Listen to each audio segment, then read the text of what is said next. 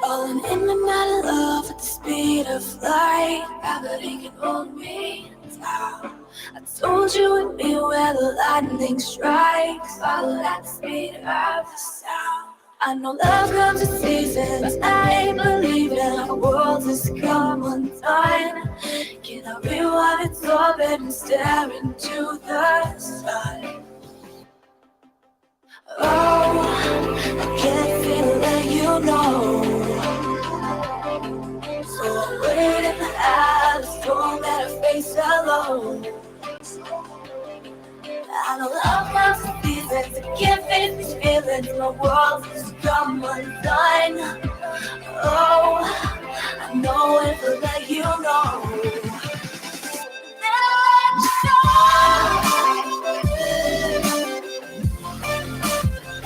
Never let you know.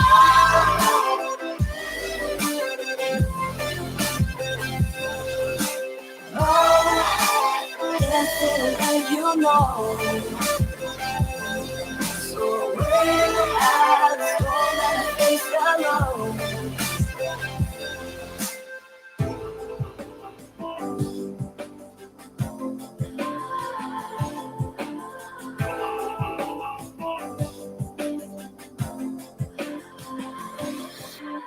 I lost faith in my sense of sight. Blinded by ashes that once burned white. Oh, love comes in seasons, but I keep repeating. Wonder if you're the one. Take me to summer so I can feel the sun. Oh, I can't feel that you know. So wait in the eyes, storm that I face alone. I know love comes in seasons, I can't face these feelings. My world has come undone. Oh, I know if I let you know. Never let you know.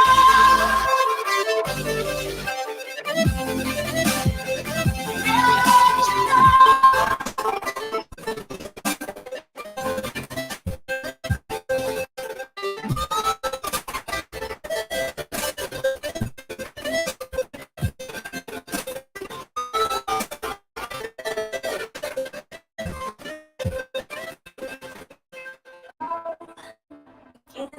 let you know. So I wait in the eye of the storm that I face alone.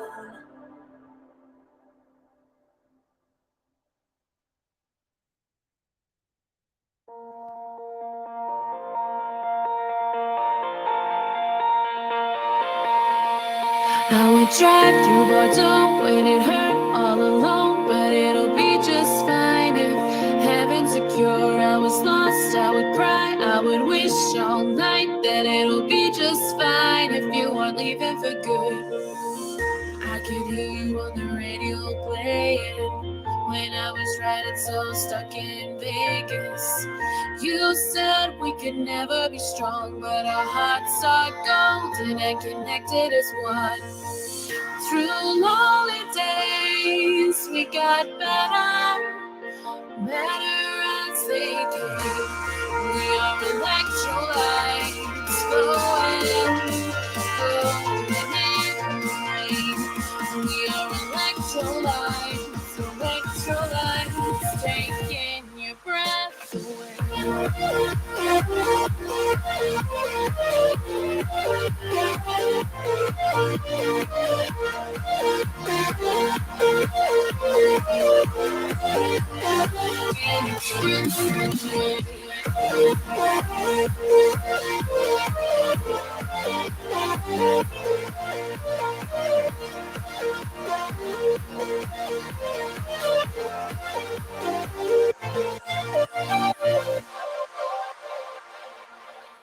I could run for my life, I could see your disguise, but it'll be just fine if heaven's secure. I could tell you were bored, but I gave you my word that it'll be just fine if you stay in for love. Through lonely days, we get better as electrolytes glowing, glowing through the rain. We are electrolytes glowing, glowing in the rain. We are electrolytes, electrolytes taking your breath away.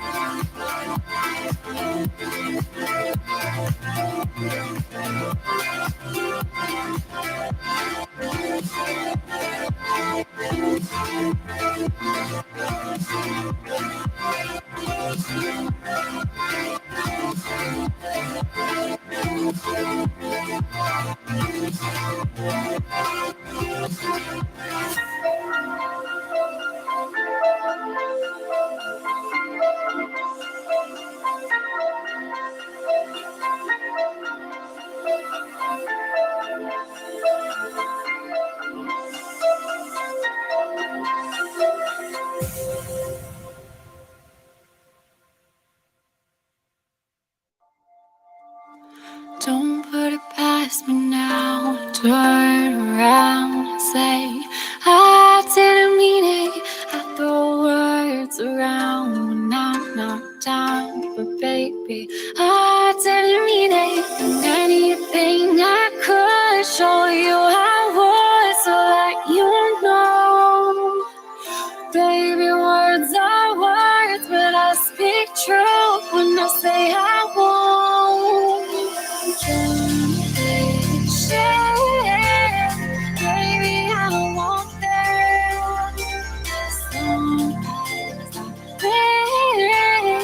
Baby, I won't fail.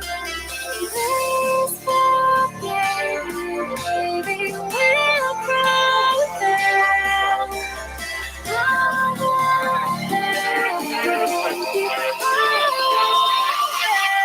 I won't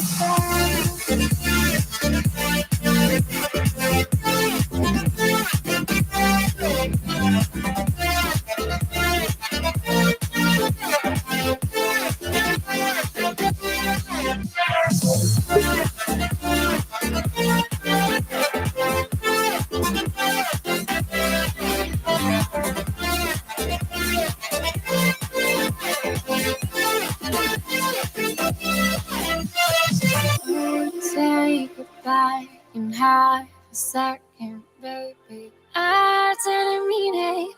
I know I attacked and turned my back on you, but I didn't mean it. Anything I could show you I would, so let you know. Baby, words are words, but I speak truth when I say I won't. It's about time to start this shindig. Let's get it going.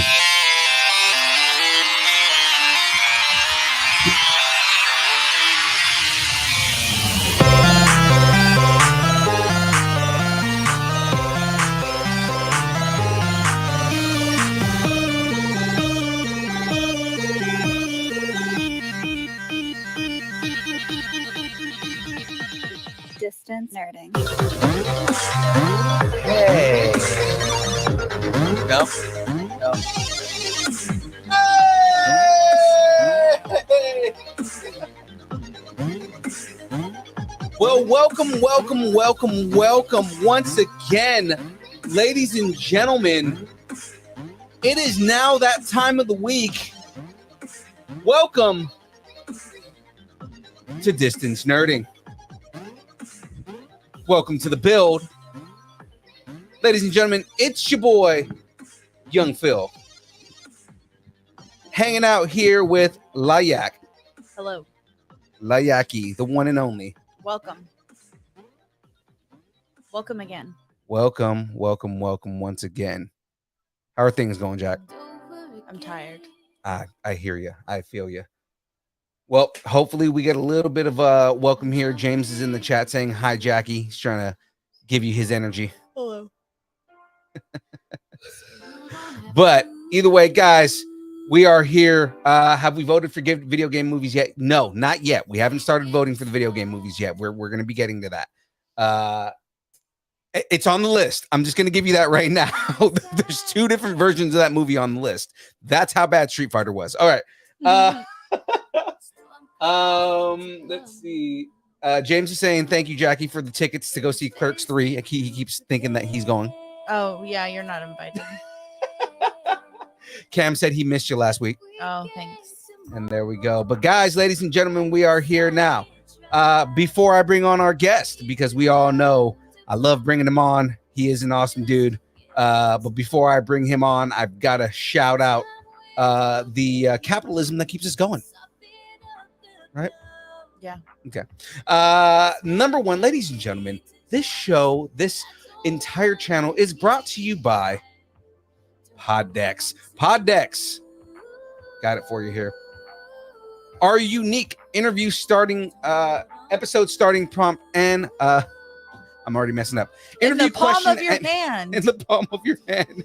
So whether you are a new podcaster or an existing broadcaster looking to grow your audience or get more engagement, you're going to want to check out Poddex. Ladies and gentlemen, go to poddex.com. Use the code NERDING10 and you get 10% off of your purchases at poddex.com. Now they have all kinds of crazy fun stuff like the decks themselves, but they also have like really fun merch and shirts and stickers and all that kind of jazz. So got to check out poddex.com. Now guys, we all know what powers the stream, but young Phil is powered by the one, the only, the deliciousness that is Dubby. Oh, that's right. Dubby is an emerging brand of energy drinks created to help focus, concentration, reaction time with no jitters or crash. Dubby contains no maltodextrin, no sugar, no fillers, no artificial colors or dyes, any of that kind of stuff. Find out more about Dubby at www.dubby.gg. Of course, you can use the code NERDING10 at dubby.gg and you get 10% off of your purchases. Now guys, the next two events that we're going to, we will have samples of Dubby on hand. I will make sure I have them. I've already packed everything, so I'm not going to make the mistake of not having it this time. But guys, we do have a new flavor, Monkey Madness. What? Monkey Madness, and I haven't tried it yet. I was going to try it tonight, but I forgot to grab water to mix with it, so kind of messed up on that. I apologize, guys. I do have the flavor though, so maybe after the show I might, because it's a hydration with no caffeine. We're gonna dry dose it with that. Do you want? It's right behind you if you want to. No, I don't want to do that. I'll dry dose it. Okay, not. But but guys, it's not an energy blend. Actually, do me a favor, Jack, grab it for me. Oh yeah. There we go. So let me take this off the screen so you guys can see me here now. Right here, guys, it is a brand new flavor called Monkey Madness. And so this is their hydration formula. This has no caffeine inside of it. And it's supposed to be really good. It's got electrolytes and vitamins and everything in it. So, I mean, this is something that I could try later on tonight, and it's not going to like keep me up for days. So I because I forgot to grab the water and everything, after the show tonight, I will do a special Instagram live video and I'll do a taste test for you guys. So we'll do that a little bit later here. And even Cam is saying, dude, raw dog it. Oh my God. Rail it. James said, I go get the water. Jackie gets to talk to everybody. That's not what he said. Yeah, he says, actually, Oh. you go get it. We'll talk to Jackie. But yeah, no, Make Friends Radio said rail it. You guys want me to like snort it, huh? That's what you want me to do. Know what railing it means? Yeah. I don't know. Did you hear that California is suing Amazon? Are they? I did not hear that. Yeah. Breaking news on KQED Instagram. California sues Amazon alleging antitrust and unfair competition law violations. Oh man. Good thing I It's got out of that one. about to go down. Good thing I got out of that one. All right. I Oh, my imagine God. that would have had nothing to do with your department. No, it wouldn't have.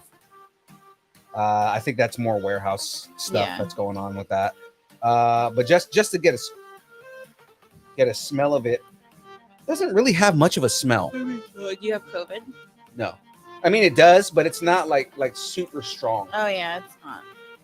Here, let's do it. I got a little bit on my finger though, and it does actually taste pretty good. What do you think?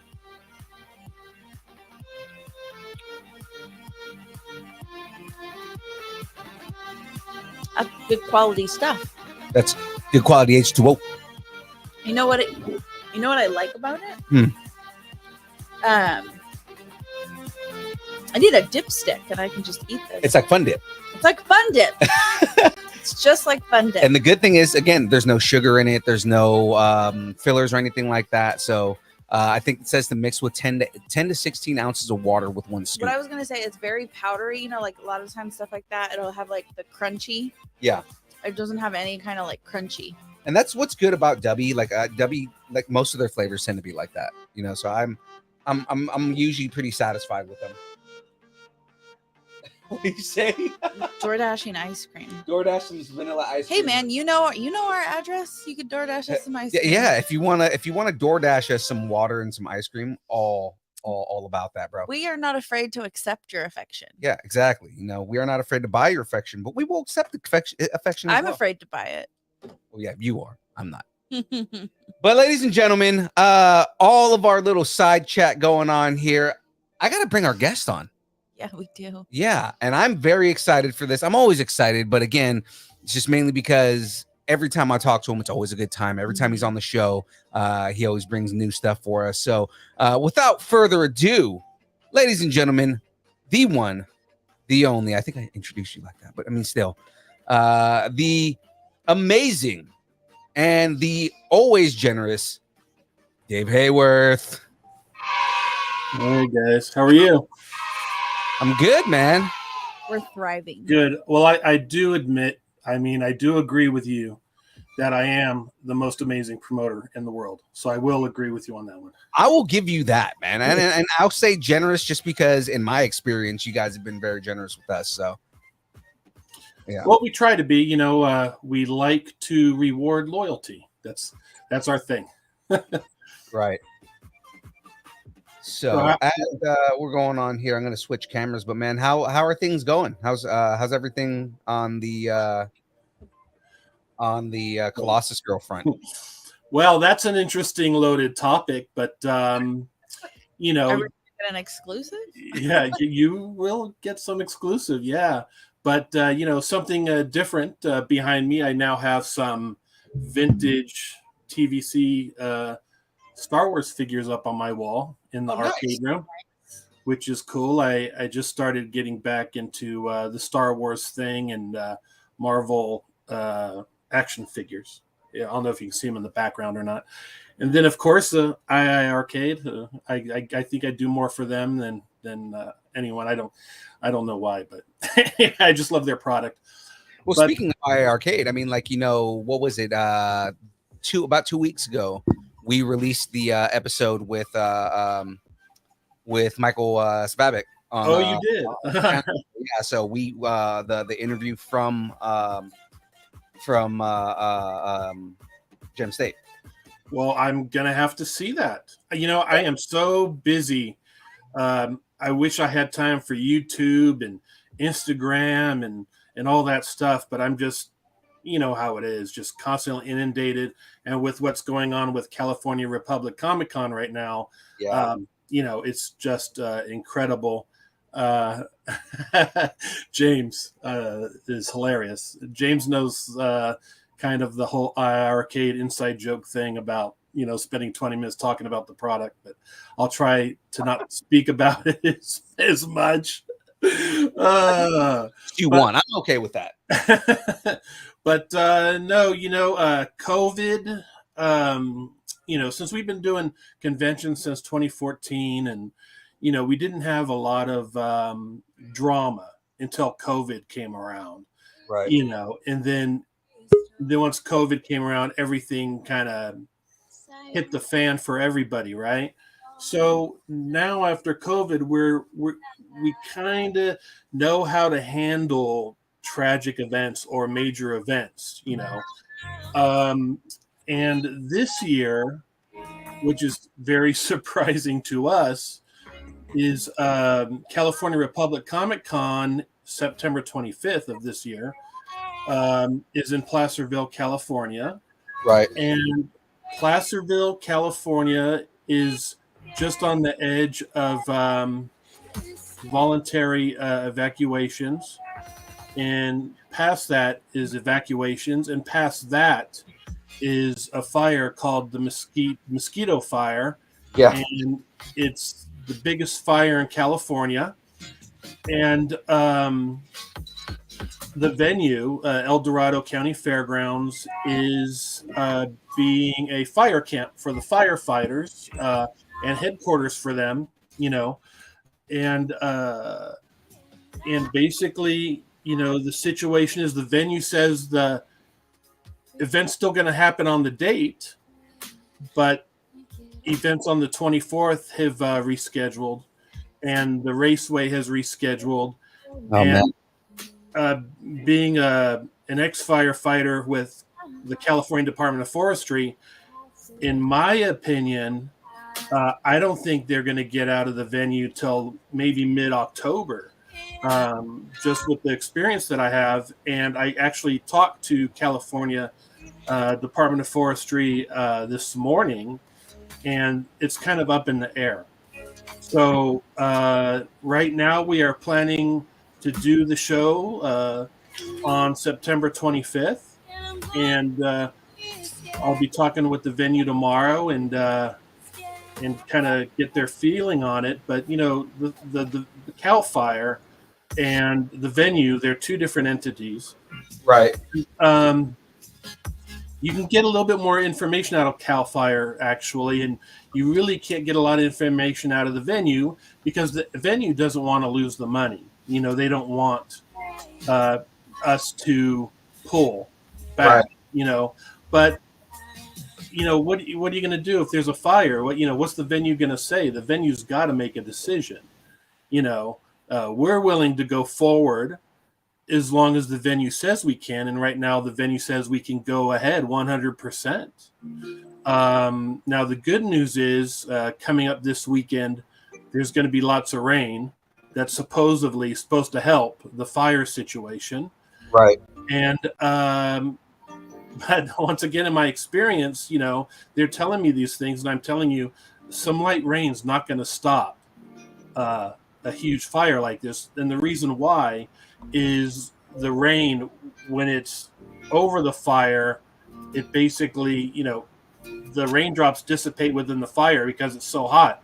It doesn't quench anything. What it will do is make the dampness around the fire that's not been affected by the fire yet, and that might slow it down. But what do you do when you throw bottled water on a campfire? It does nothing. You know what I mean?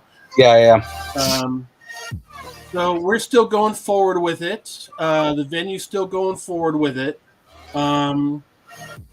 And spoke to AJ Buckley from Navy SEALs, and he is 100% going to be there. Mark Oliver is 100% going to be there. Everyone's going to be there. Everyone's planning to be there. It's going to be a lot of fun. It's going to be great. We're a little hesitant, sure, but each day we'll find out more and more. And if the event does end up not happening, then we will, move forward like we did with COVID. But it, kind of sucks that this is affecting only our show, I guess. But it's no worries because we're big enough where if something like this happens, it won't really affect us. Right. We just move things to a new date or whatever. And but no, it's talking about the show. It's going to be amazing. And AJ Buckley is an amazing guest, and he really doesn't do conventions, which is great. So me, I like that exclusivity. Right. I like to have people that not everyone else has. You know what I mean? Right. Like, someone said to me, why don't you get William Shatner? And I have nothing against William Shatner because I never met him, but he's at every single show. So, yeah, he's at everybody's cons. Yeah, why have him if he's going to be at every show? There's no exclusivity there. I mean, I'd rather get, I don't know. I just, if they're attending every single show, what's the point? And then you have to look at every single convention in California. I mean, how many conventions are in Sacramento? What? Maybe 300 a year? So you kind of have to pick and choose. You got to bring people who are not going to every event. Right. Yeah, you have to be very selective. And it is a great event, and we're the largest grow reunion in the country. So that's another thing I'm excited for. Like James and I are excited for AJ Buckley. We're excited for to do a Glow reunion because I mean, like, you know, Gorgeous Ladies of Wrestling. That's a big deal, right? And you know, it's something that it doesn't happen. It's very rare right? to get those girls together, and we had to work very hard to get them together. So, you know, the show has to happen. You know, it's tough when you, for example, you're building your Lego set there, and you build it up all the way 100%, and then say you go and deliver it to a friend, and then it crashes down, and it falls on the ground and is destroyed. You know, I know all about that. You mean when you Put it on, yeah, when you take it outside to show your neighbor and you set it on your truck and then you drive to work in the morning? yeah, And it flies off your truck and shatters into a million pieces? you can see I have experience here. Yes, it's the same kind of feeling, you know. So, but first, and you know what I forgot to say and what I forgot to do, and I said I was going to do it first as soon as I came on, and I didn't. But now I'll do it. Is I want to congratulate Colossus Girl entertainment artist Peter Seacoast on having her first child, and I think at this time he is in the process of his partner, whatever you want to say nowadays. I'm old school. I don't know what kind of words to use. Girlfriend is having their first child, and they said it's a daughter coming, and I'm very excited for him and excited for his girlfriend and excited for his mom. And yeah, I think it's very good. And so I want to congratulate him on that. Yeah, congratulations. And yeah, and he's definitely, I think he's still in the hospital with his gown and the thing on his head, you know, but you know, my kids are all adults, but you know, I can remember when it happened, and it's you know, it's an experience to say the least. Right. You know, and yeah, so it's been good, and California Republic's good, and I'm excited for Anna Medford as well. Yes, on October 8th, Anna Medford online has just exploded, and you know, distance nerding has been to so many Colossus Girl Entertainment conventions that I know distance nerding has grown in viewership. Oh, and yeah. you know, so if you're in Oregon right now and you're watching this, or in Boise, Idaho, or in Nevada, Silver Age area, you know, comment, you know, call in, whatever you guys do. And if you have any questions, I'm more than happy to answer them, you know, 100%. You know, and that's for any of the 6 conventions, including for 2023. And I know that people were asking in Reno for a horror actor, and I'm working on that. For some reason, horror is a big genre. So, and when I get a request for something, I try to make sure it happens. Yeah, I mean, I hear a lot for like horror, like just the genre in general. Like, so, I mean, like, you know, there's always a lot of comments and a lot of clamor for people wanting to see more horror at the conventions. Right. The closest I think we've been to horror is Predator. Brian Prince. Brian Prince. Oh, I love that guy. Right there. Right. I don't know if Predator is a horror movie, but it's more sci-fi to me. But you know, I think the first mix of the genre was Alien, right? So yeah, I mean, it's origins. Yeah, like its origins are definitely like horror. Right. So you know, but people want to see, you know, someone from slasher movies, you know, and for me, I mean, I'm into Universal monster movies, so I think the most recent horror film I've seen is the second Halloween movie. So okay, I haven't seen what did you call it? Universal monster movie? Yeah, you know, the Universal. That's like original Dracula, Frankenstein, The Mummy, Wolfman, 1930s, 1940s. I wasn't sure if is that because isn't there like I was thinking Universal Studios. Yeah. Yeah. So okay, and then I was like, but does he mean like Universal like like a universal remote, like they're just kind of like universal characters, horror characters. Oh. Sorry. No, to clarify, Universal Studios, Hmm. Monster Films, Bela Lugosi, things like that. The Creature from the Black Lagoon. Creature from the Black Lagoon. Those are the things that I watch. Like Halloween is coming up, and during Halloween night, I pass out candy bars and watch old horror movies. And I'm not too much into the newer stuff. I tried watching a recent horror movie. I lasted 20 minutes. I had to turn it off. It was so bad. It was just so gross, Yeah, a lot of horror movies now are like, it's the shock value that you get out of it. Our go-to Halloween, it's not really a horror movie. I think it's a spooky, creepy movie. It's not really like a Halloween movie, but it's the movie Gaslight from 1940 with Ingrid Bergman and Charles Boyer. Mm-hmm. It's where the term gaslight that everybody's using nowadays actually came from. So like that's where the term came from, was that movie. It's just like a psychological thriller. It's like, it's psychological thriller. That's our like Halloween movie. However, one of my like favorite Halloweens when I lived with my parents, who I lived with from when I was like 16 to 30, is one Halloween. We didn't do this every Halloween, but it was one Halloween where I was like, okay, I really like this concept.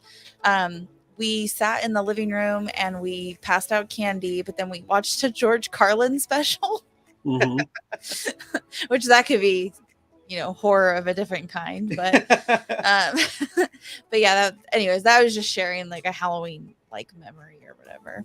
George Carlin is, he speaks truth in a lot of his jokes. Yes, for sure. But Cam asked about Tom Wilson.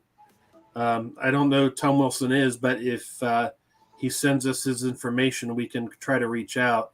Now, Cam is in Boise, and Cam, we have 100% filled the guest spots for Boise. So we have, I think, close to 20 guests. It's the most guests we've ever had for any show.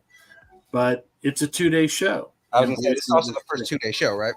Yeah. So, it's going to be a lot of guests there. That's going to be huge. I'm looking forward to that. Oh, we're excited for it too, because just being that it's a 2-day, whole 2-day deal, and we're going to be doing like everything that we do at those shows. So I mean, it's exciting. He says Biff from Back to the Future. I'm assuming that's the bad guy. Yes. Yes. Yeah. I no offense, Cam, but I've seen Back to the Future once, and I wasn't too keen on it, so I didn't see the second or third one. So, but I know who you're talking about. I can look into it, and if you have any connection, with where we can get a hold of them, I'll be more than happy to get a hold of them. And we should actually see Cam in Reno. I mean, Reno's like 5 hours away. You should come over. It was great. And then, where did we have dinner? It was in Meadowlark, right? With Brian Prince. With Brian, that was at Meadowlark. Yeah, that was good. Yeah. So, but California Republic is Comic-Con is full steam ahead now. There's something I need to say. Please. I guess, I love history, but, I went to school. I went to elementary school. I went to high school. I went to college. But people in California, I don't know. Maybe they're special in some way. I don't know what the situation is. Or maybe they don't pay attention to their state history or the California flag, But we get emails from people in California, and this is not a political statement at all, but they'll say to me through email, are Democrats going to be there? What the hell? Or I'll get another email. I'm registered Democrat. Can I come to California Republic Comic-Con? That's weird. And we respond back, sure, absolutely. It's for everybody. And they said, yeah, but it has the word Republican there. Oh God. And I just want to shoot myself in the head. And I'm like, California is a republic, and then you had to go through this email explaining the whole thing of, and it just drives me nuts. Yeah. And people, educate yourself. Really. It's not a political statement. It says there on the flag, look at the California flag.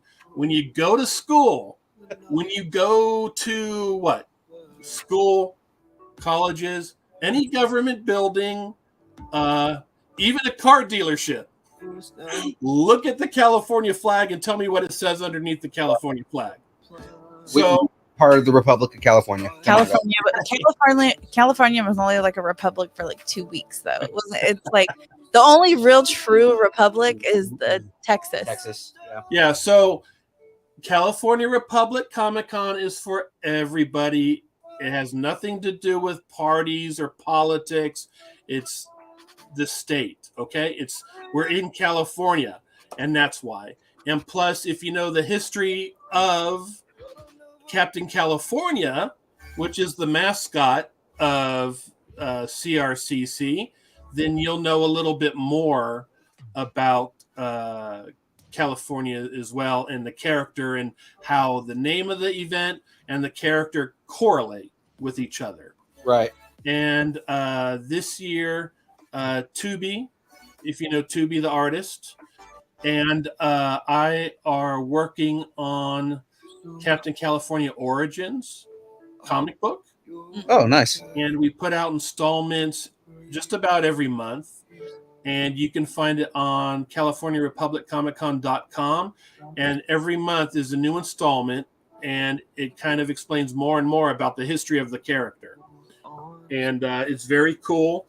And the full comic book should be released out next year. And that'll be released, for all the conventions next year. And then, of course, Luis Rivera, who I always have to mention. He's amazing. We're still doing the Commando Cody stuff on CommandoCodyMonthly.com. And we plan on doing 2 more comic books to come out next year. So next year, Colossus Girl, at every convention, will have 3 new comic books coming out. So it's exciting.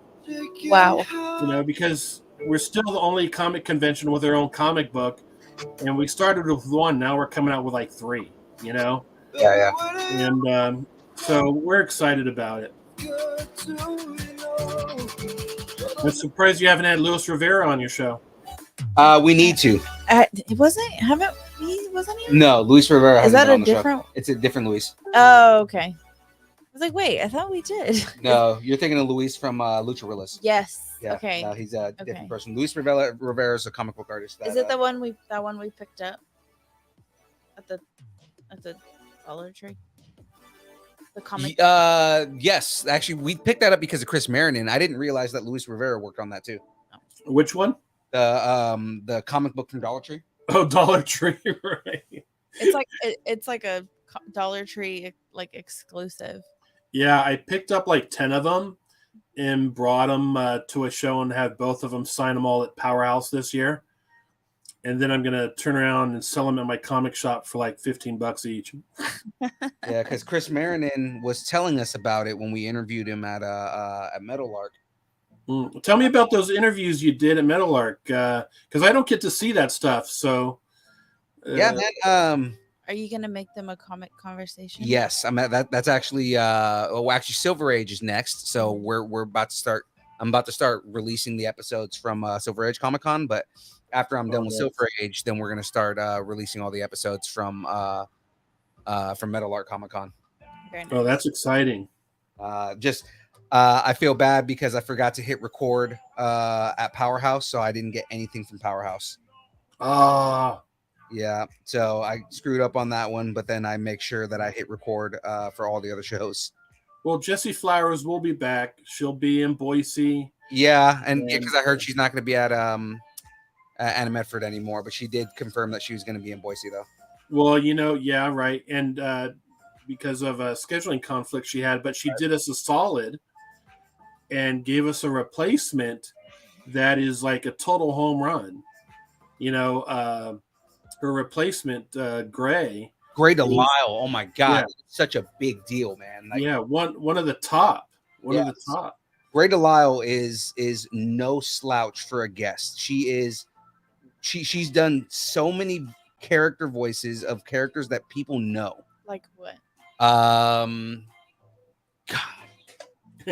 I have to pull it up because Gray Delisle, she's one of my, IMDb. yeah, she's one of my favorite female voice actors. I mean, because once you think about her, all these different shows come into your head. It's hard just to name. You know what I mean? Right.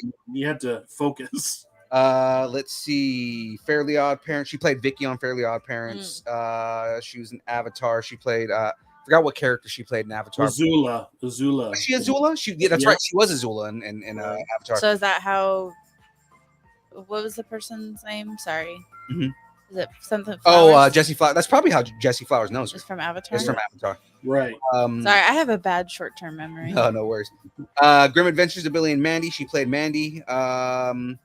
Scooby Doo. I think she plays Velma in Scooby Doo, right? Like she's the new Velma. Yes. Yeah.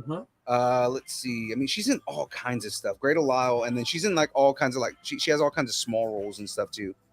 But like, yeah, no, she is an amazing pull.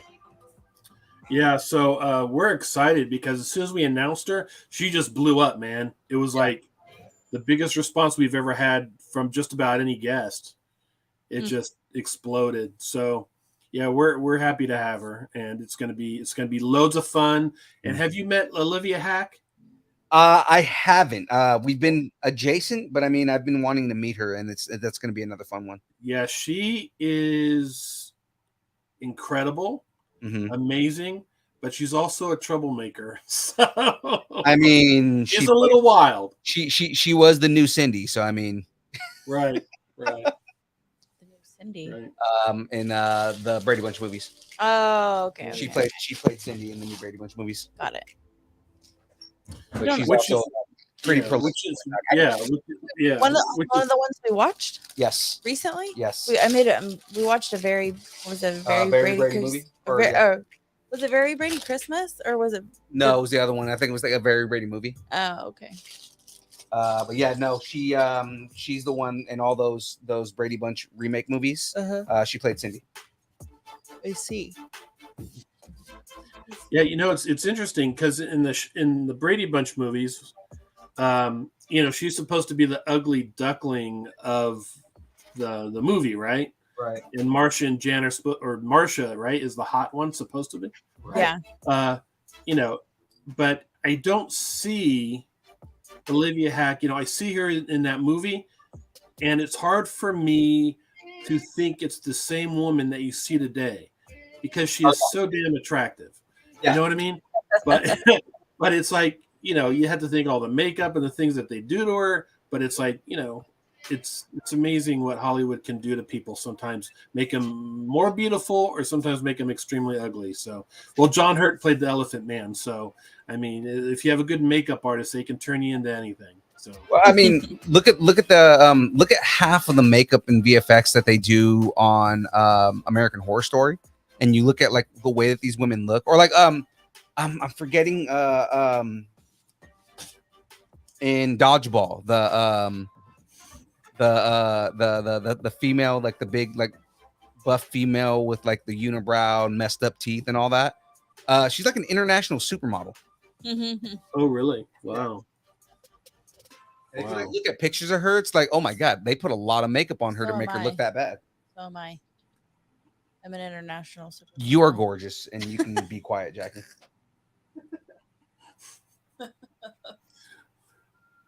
Yeah. So I wasn't Cam supposed to be on this show today too, or not actually on the show, but he's in the chat. So I mean, you know, he's been chiming in the chat there. Okay. Well, it was nice to finally meet him at the Gem State Comic-Con cosplay gathering. And on the same day, he ended up getting a job. So it was an amazing day for him. That's but right. Yeah, that was, you know, that's always amazing. That's that cosplay gathering, you know, you just cosplayers, you get them together and they just have so much fun. Oh, Cam says he was on last week. Yeah. No. He debuted a new cosplay on the show. Oh, really? Yeah, he's got an official Eddie Munsen from Stranger Things. Oh, so my question is, how come he's not a celebrity cosplay guest at Gem State Comic Con? That's all you, dude. Yeah, I mean, all Cam has to say is, "I want to be one," and I'll say, "Okay." You hear that, Cam? You hear that? He's gonna make you a celebrity cosplayer. Do it, dude. Yeah, yeah. Trust me. Yeah, it'll be fun. Plus, you get free pizza. That is true. That is a thing. That's true. So, From God, what was the place The place we have cups for. that we have cups from? Yeah, It's like Idaho something. It's like Idaho. Idaho Pizza Company. Yeah. Yeah. Like, yeah, no, we have 2 cups.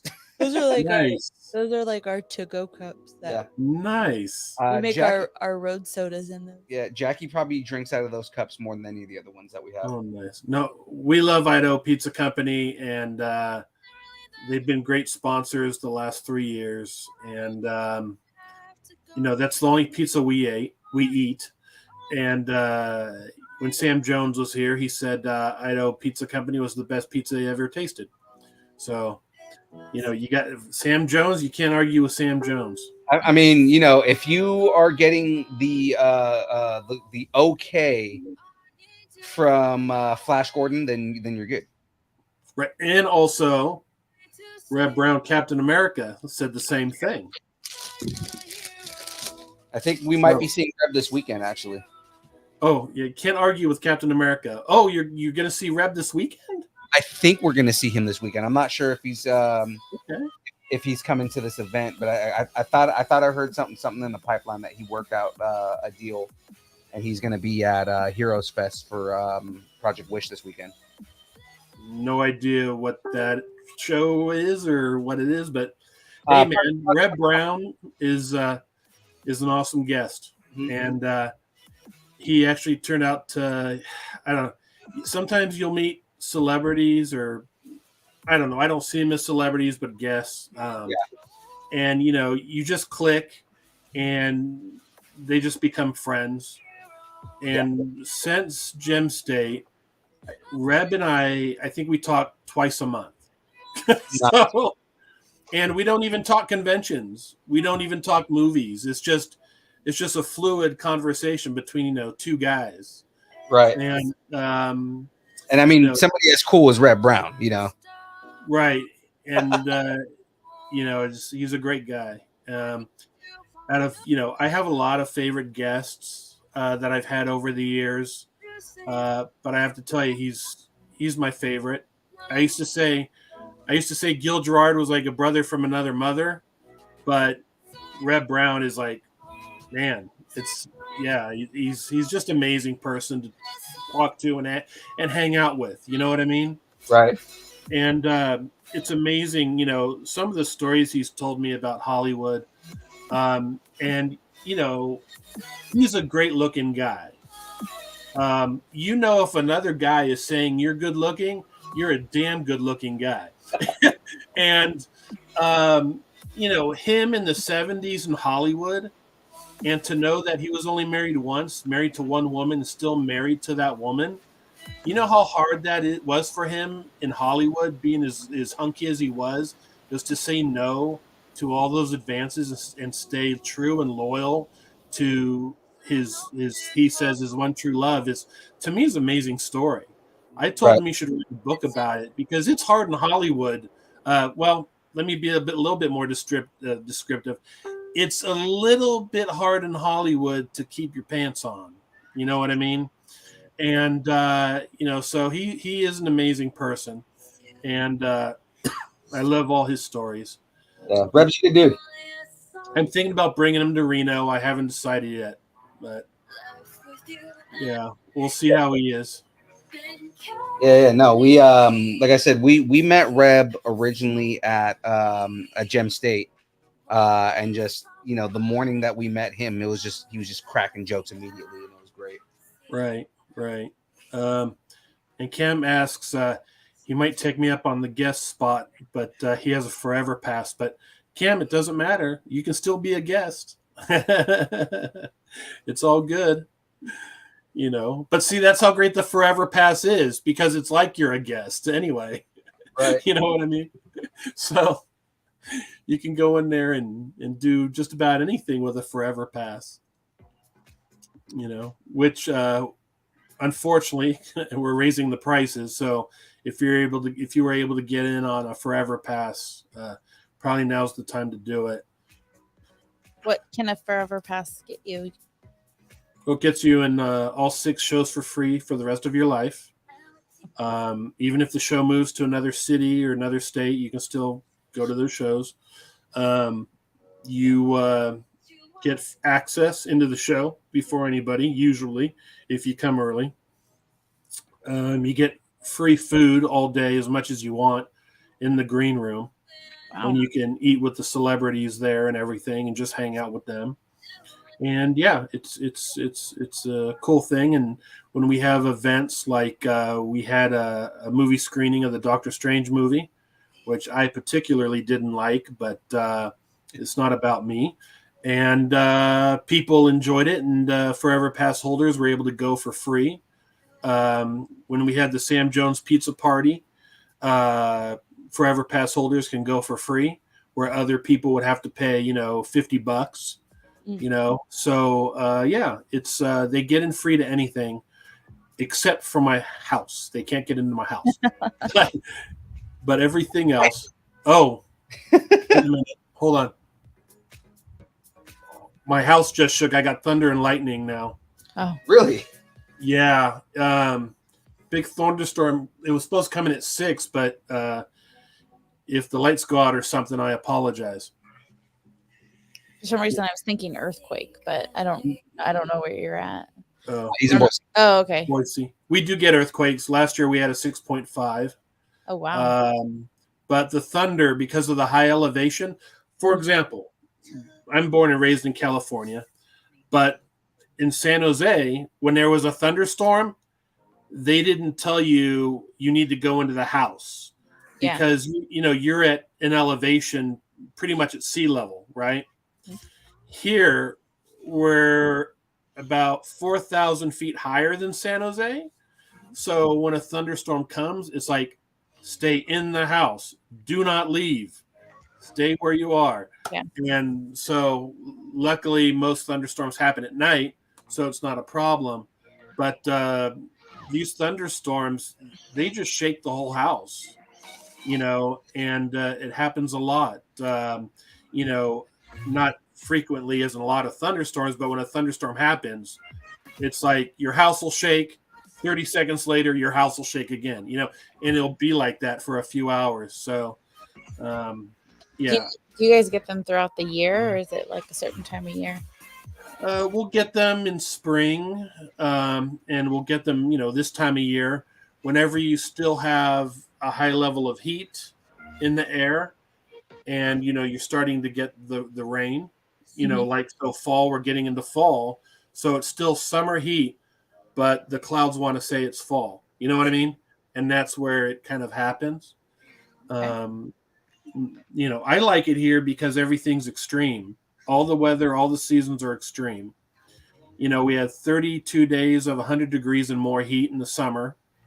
And then, you have a bunch of days where you have lots of snow, So for some people, they don't like it, but living in San Jose my entire life, basically, and seeing blue skies pretty much 95% of my entire life, it's nice to have seasons. You know what I mean? Yeah.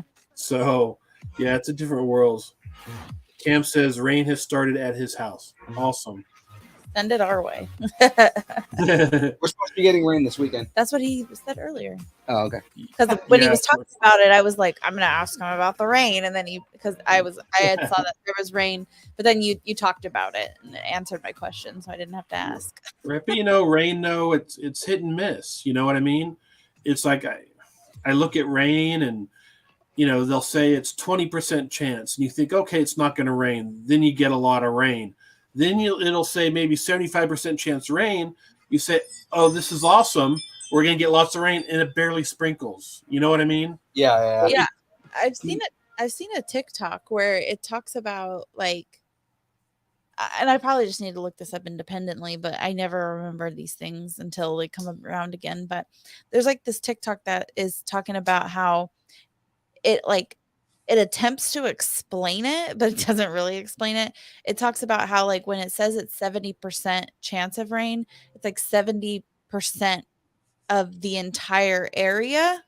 Mm-hmm. And that's like the part that I'm like, you think you're explaining something, but you're really not. Yeah. So I need to look into like what does the like percentage of that like mean? Because It's like like, you said, yeah, it's like, I went to junior high at Campbell Junior High. For all those who went to Campbell Junior High in Campbell, California, you know, the classrooms were like outside classrooms. It was kind of weird setup. It was built in the 60s or something. But you had one wall that was all windows. The other wall was all windows.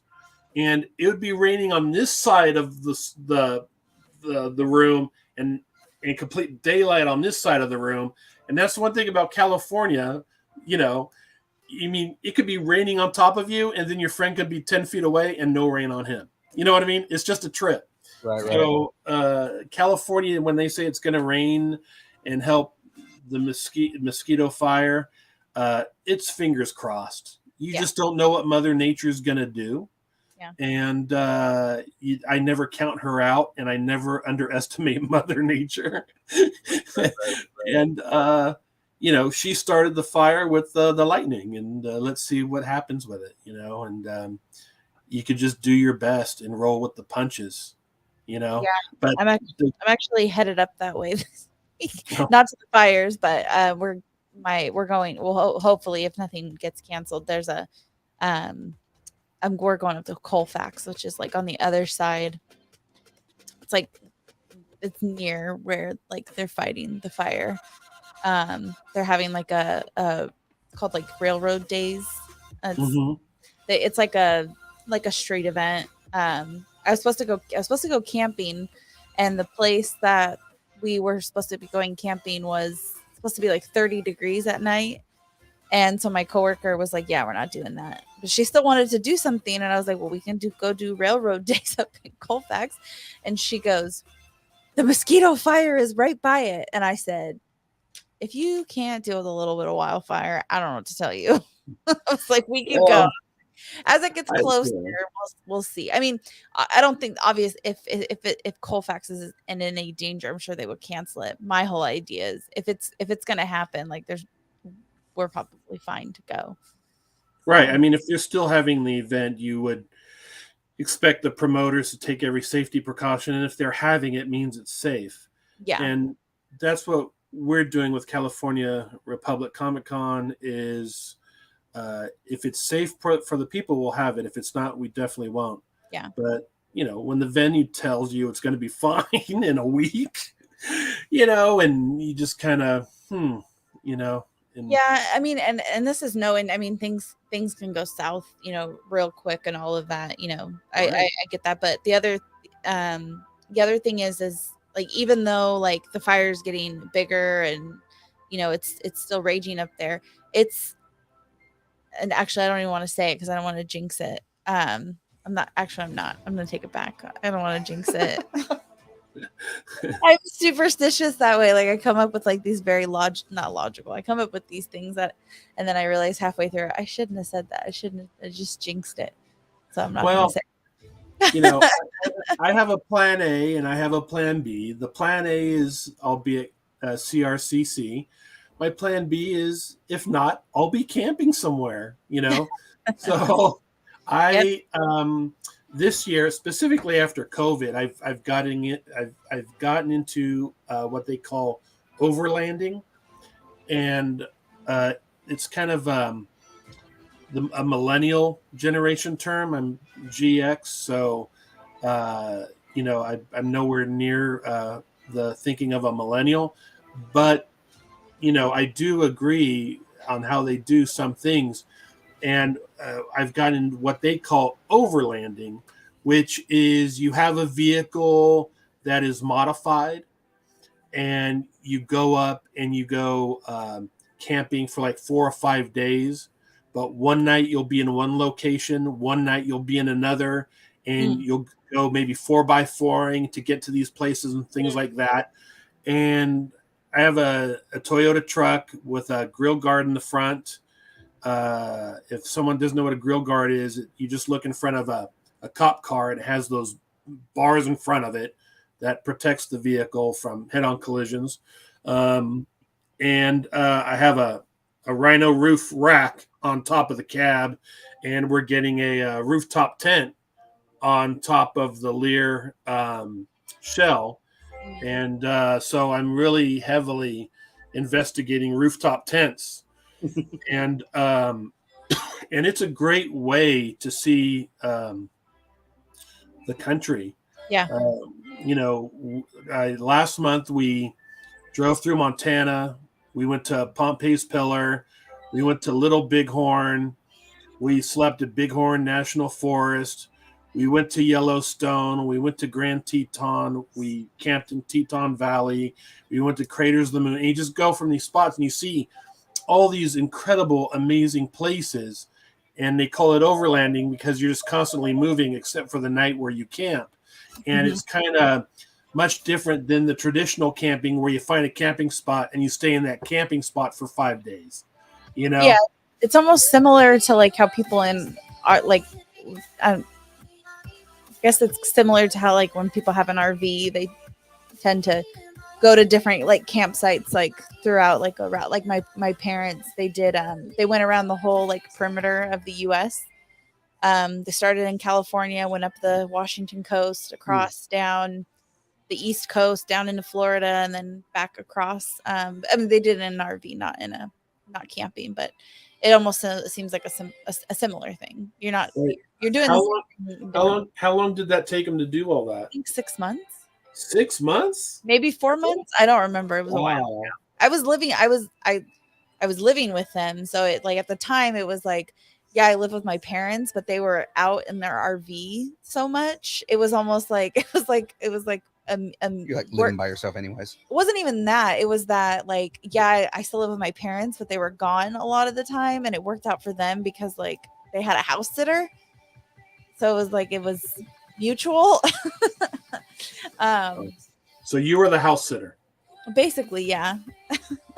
But see, I'm sure you allowed people into the house that they told you not to bring into the house. This was when I was in like my late 20s, and I was like way over. Yeah, I let Philippe in the house. Okay. We were dating, and we're married now. So I mean, no, I mean, for the most part, like, I mean, I could have like my friends over and stuff, and there wasn't any secret as to like who I could and couldn't have over. Plus, they're not my real parents.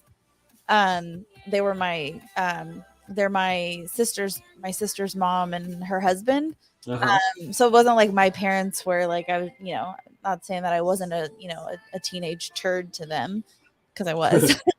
But for the most part, like as far as like my friends went, like my friends were welcome over, and that's almost why like I had a little bit of a rough beginning of life, but and I mean, but who hasn't? But in the sense of what I mean is like living with my parents like into my 20s and like throughout my 20s, I always like to say like, I don't want to say like it kept me honest, but it really made me like think about some of my decisions, and some of like the people I hung around with, because it was like, do I really want to hang out with this person if I won't even bring them back to my house to meet my parents? Like that was kind of like my thing. It was like, if you don't want to meet my parents, then something's wrong with you. And so I am grateful for that experience, because it kind of helped me like weed out like who was not who were not like the most wholesome people versus like people that were like, yeah, sure, whatever, like I don't care about your parents, like I'll meet them. Who are the ruffians? Yeah, I mean, it's like I don't even remember I don't remember a lot of stuff with Philippe. I can't even remember when Philippe met my parents and that kind of stuff. But it's like, yeah, if you brought Vanilla Ice over, your parents would probably say no. I don't know, but yeah, no, they're my parents. But I'm also like so they eat. So my sister's mom had 3 older daughters, and then my stepdad had 2 older kids, and so I was kind of like their kid together. So by the time I came around, like, they had parented, and I wasn't even their kid. So they had already, like, parented, and they were, I don't want to say they were over it, but like, it was, they always tell me, well, the management doesn't provide much. So, but no, I had a good experience living with them, and it was more than just like the whole, living at home. Like I said, it helped me with a lot of just growing up, especially because I didn't have the greatest example up until that point of like my home life. Living with them when I moving in with them when I was 16 was kind of like the first time I had like a stable home life, and so that started when I was 16 versus so I took advantage of that. I went to school and got a good job, and then moved out and married this guy, and Right. the rest is history. Probably the worst decision you've made. I was gonna say, I like the way she put that. I married this guy. I don't know. I guess we could still have it annulled. Are we still in that phase? I mean, I think I think somebody would have to. I think in order to get something annulled, I learned this from the Kardashians. If anybody is interested, is that somebody has to be frauded. So like some skeleton would have to come out of some of our like closets. Like Philippe would have to like, I don't know, but like you find out that he's married already or something. Like somebody has to be frauded. Do me a favor. Nobody tell my ex-wife to get an annulment. I'm sorry, not ex-wife, my other wife. My mom and my brother's dad got married. They never got divorced. She was still married to him when she had me. Oh, wow. And yeah, and then every time anyway, yeah, so my mom never got divorced from my brother's dad. So when he passed away, she's technically a widow. She was with she what did she say? She said she was with him for 3 years, or no, married to him for I don't know how long, and then only with him for like 2 years. Because she didn't want to. Oh, that's what it was. She didn't want to pay the money to get divorced. That's understandable, though, too. So Philippe, I don't want to pay the money to get divorced. Okay. Sure. Well, the secret is to divorce is if you're a guy, make sure your wife makes more than you, because in California state law that whoever makes less gets half of what the other person gets. Yes. So just make less, and then you'll get half. Oh, she's excited now because now she can divorce me tomorrow and make a lot more money. So where's James hiding? He is taking care of 3 Rugrats. Oh boy, he's got daddy duty. Gotcha. Hence why our whole schedule changed. Yeah. So Philippe, it's 7:00. Do you want to do the bracket? Hell yeah. Did you see what we're gonna be doing as a bracket this week? No, because I wanted to be surprised. We are doing worst video game movie. Oh, jeez. Yes. They're all bad. And that's they're all bad. But we're going for the worst of them. So not just they're all bad. The only one that has any good ratings is Sonic. Like the 2 Sonic movies. It's not even on here. No, they're not on there because they have good ratings. Oh, okay. Right. Well, Resident Evil is good. That is on Resident Evil. I put the entire franchise as one thing because if I would have put each Resident Evil, all of them, like if I would have put all those movies individually in there, like it nothing would have went up against it. Same thing with Tomb Raider. I put Tomb Raider as in the franchise. Except Netflix Resident Evil, that was bad. Yeah. But I liked the last Tomb Raider movie. I thought that was good. That one's not on the list though. The when I say the franchise, I mean all the stuff with Jolie and the new actress. Yeah. Okay. Okay. So we're gonna go ahead and get started on the bracket. I was just writing out the first one. So first up, I don't want James to yell at me. Am I supposed to go over all of these? Like list them all? I don't think James would ever yell at anybody. He seems too nice of a guy. No, I mean we don't necessarily have to go over Okay. all of them. We can just kind of go. I think the surprise is actually it would make it funner. Me too. Okay. All right. So first up, we have Resident Evil, all of them, versus Street Fighter, Land of Chun-Li. Legend of Chun-Li. Chun-Li. Oh, that's a U. Yeah. So the Legend of Chun-Li movie was exceptionally horrible. Now, guys, we are going to get into the first Street Fighter movie. But before that, first on the list is the Legend of Chun-Li movie, which was worse than the original movie. It didn't follow any of the game storyline. It was all brand new and everything, and it was just terrible. But then that's going up against. Sounds like the Ring of Power to me. I haven't started watching Ring of Power yet, so I don't know yet. Don't even do it. No, dude, everybody I've heard from and every rating that I've seen has said that it's good. So I mean, we're gonna get into an argument. Our first fight.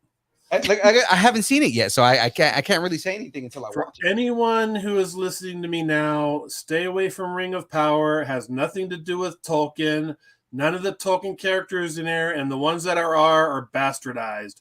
It's totally anti-Tolkien, and don't support it. I've been fighting that show for the last 6 months. There you go. Okay. If you're a Tolkien fan, you won't be watching it. There you go. All right. All right. But yeah, no. So read the books. Yeah, I know, right? So worst, what is it? Video game movie. Resident Evil versus Street Fighter. Street Fighter, Legend of Chun-Li specifically. So yes. So yeah. And again, so the Oh wait, hold on. And people in the chat, you guys can go ahead and also please vote to make this fun and interesting if you're familiar. Right. The whole big thing with this is not so much what's your favorite of all of them, but which one was worse. Which one was worse? Right. So were the Resident Evil movies worse than the Legend of Chun-Li? So they're competing to be the biggest loser. Basically. Exactly. 100% exactly what we're going for. We're going for what is the worst movie / franchise. We do need a tiebreaker in here. It can't be me because I don't know any of these. Oh, goodness. Well, I'm going to say Street Fighter, obviously. Okay. And I do prefer Chung King over Chun-Li. This is going to be an interesting bracket because nobody's voted in the chat. Oh, come on. We have people in the room. Come on, guys. Chat. Okay, there's Tyler. Okay. Come on, Tyler. Yes. What's your vote, Philippe? Resident Evil, all of them. I hate the Resident Evil movies. They're like from the beginning, like they tried to make it a horror franchise at first, and then it just, I mean, the entire series was bastardized. Pretty much the director created a role for his wife to play because he wanted her to be this. I mean, she is a badass. I mean, don't get me wrong. Mila Jovovich is a good action actress. She was great in Fifth Element, right? But as Alice, it's a horrible character, and you take away everything good that we love about the Resident Evil franchise. So you have that, but then you also have Legend of Chun-Li, which just did not follow Chun-Li at all. It did not respect the character. It didn't respect any of the characters that are also in the movie. For some reason, M. Bison was just some weird mafia dude instead of being, the dude who wields psycho power and whatnot. So I mean, I don't know. Chun-Li was terrible and was pretty much a forgettable movie to me. Damn. Yeah, it was. It wasn't one of those movies that I ever went back and watched. Whereas the Resident Evil movies, I kind of ended up going back and watching. On top of that, with the Resident Evil movies, they did make a ass ton of money. So I'm gonna say the worst of these two is gonna be Legend of Chun-Li. Really? Yeah. Interesting. Not the one that's not as bad is Legend of Chun-Li. I would say Resident Evil is worse. So which one is your vote for? Which one is the worst between the two? Resident Evil. So that your vote is for Resident Evil. For Resident Evil, yeah. Okay, well now we're tied because Cam also chimed in. Okay. Ooh, Tyler said Street Fighter. I already got him. Yep. That's why it's No, tied. I'm just looking at it. Oh, okay. This could be a long bracket. Yeah, I know, right? Do a lot of people know these things? Because like I can't say that I have. Right. Dave, you said Street Fighter, right? Yeah, it's two for Yes. Street Fighter.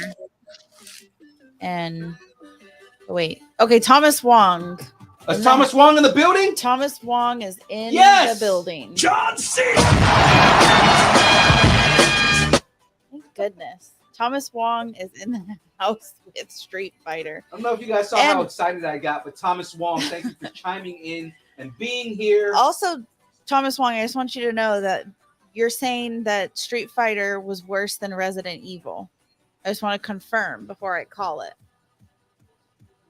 Okay. Going once. Going twice.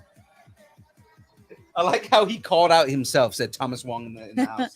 Street Fighter is I don't know, won that one, lost that one. I don't know. I don't know.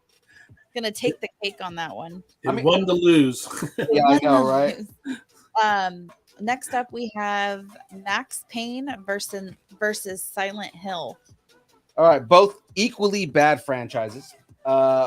Max Payne, if you ever played the video game, Max Payne was a really good, like not espionage, but like kind of like a noir game. Mm-hmm. And it had like a lot of action. It was famous for like doing bullet time in the video, like the first game to do like bullet time in the video game. Okay. The movie was with Mark Wahlberg. Most people forgot that they made that movie.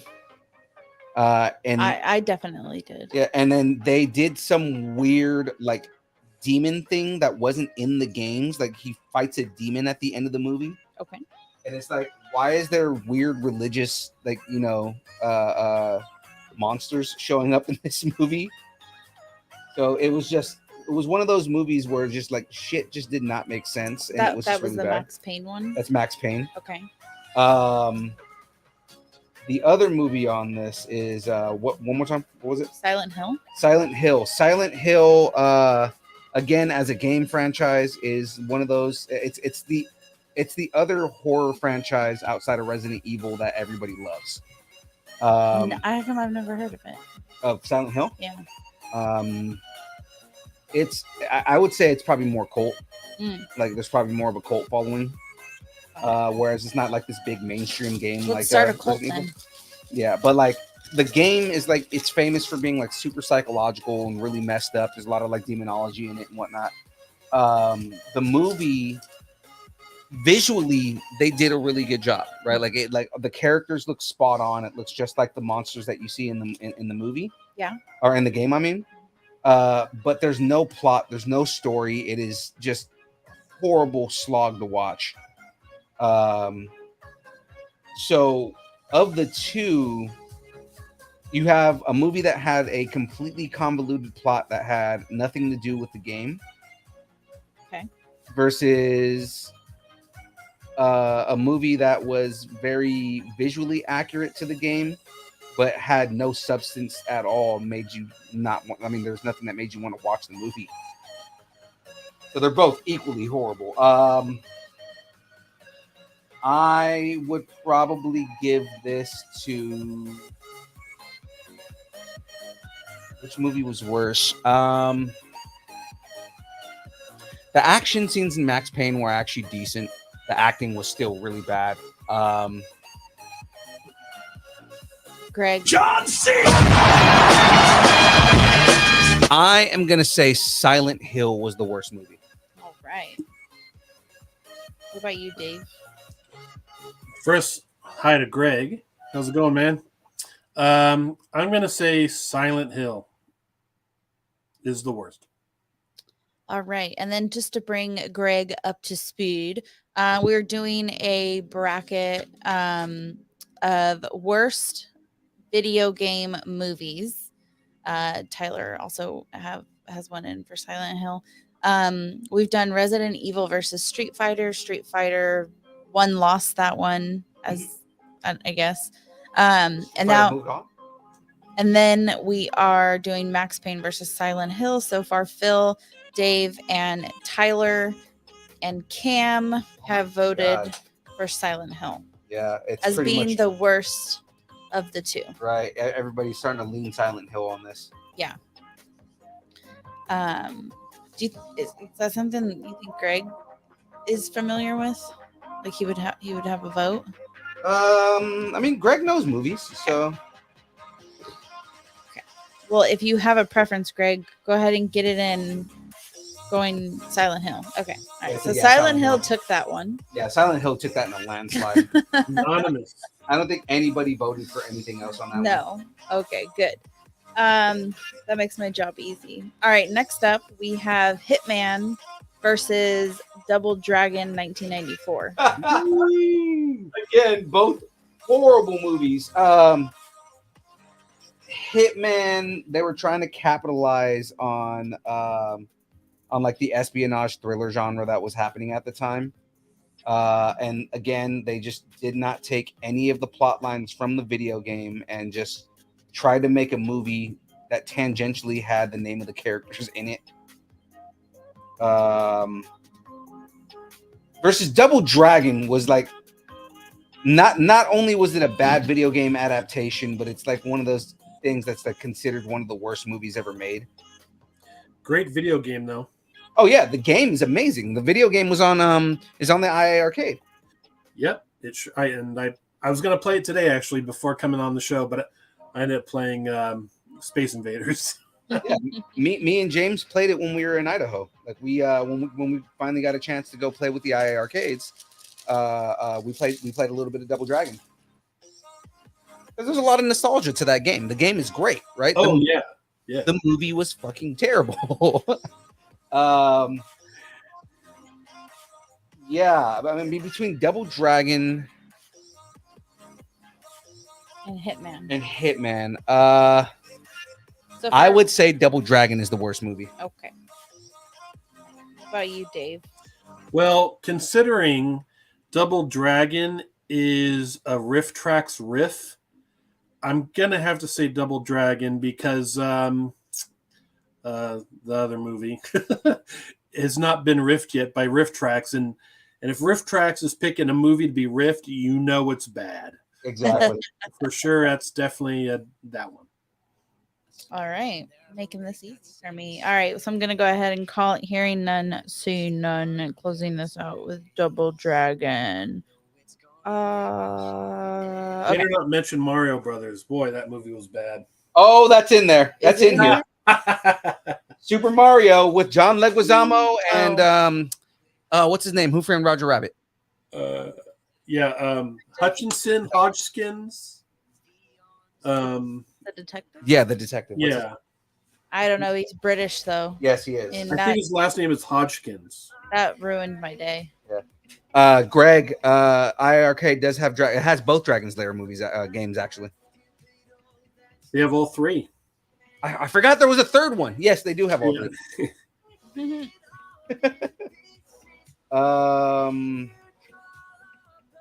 Bob Hoskins. Bob Hoskins.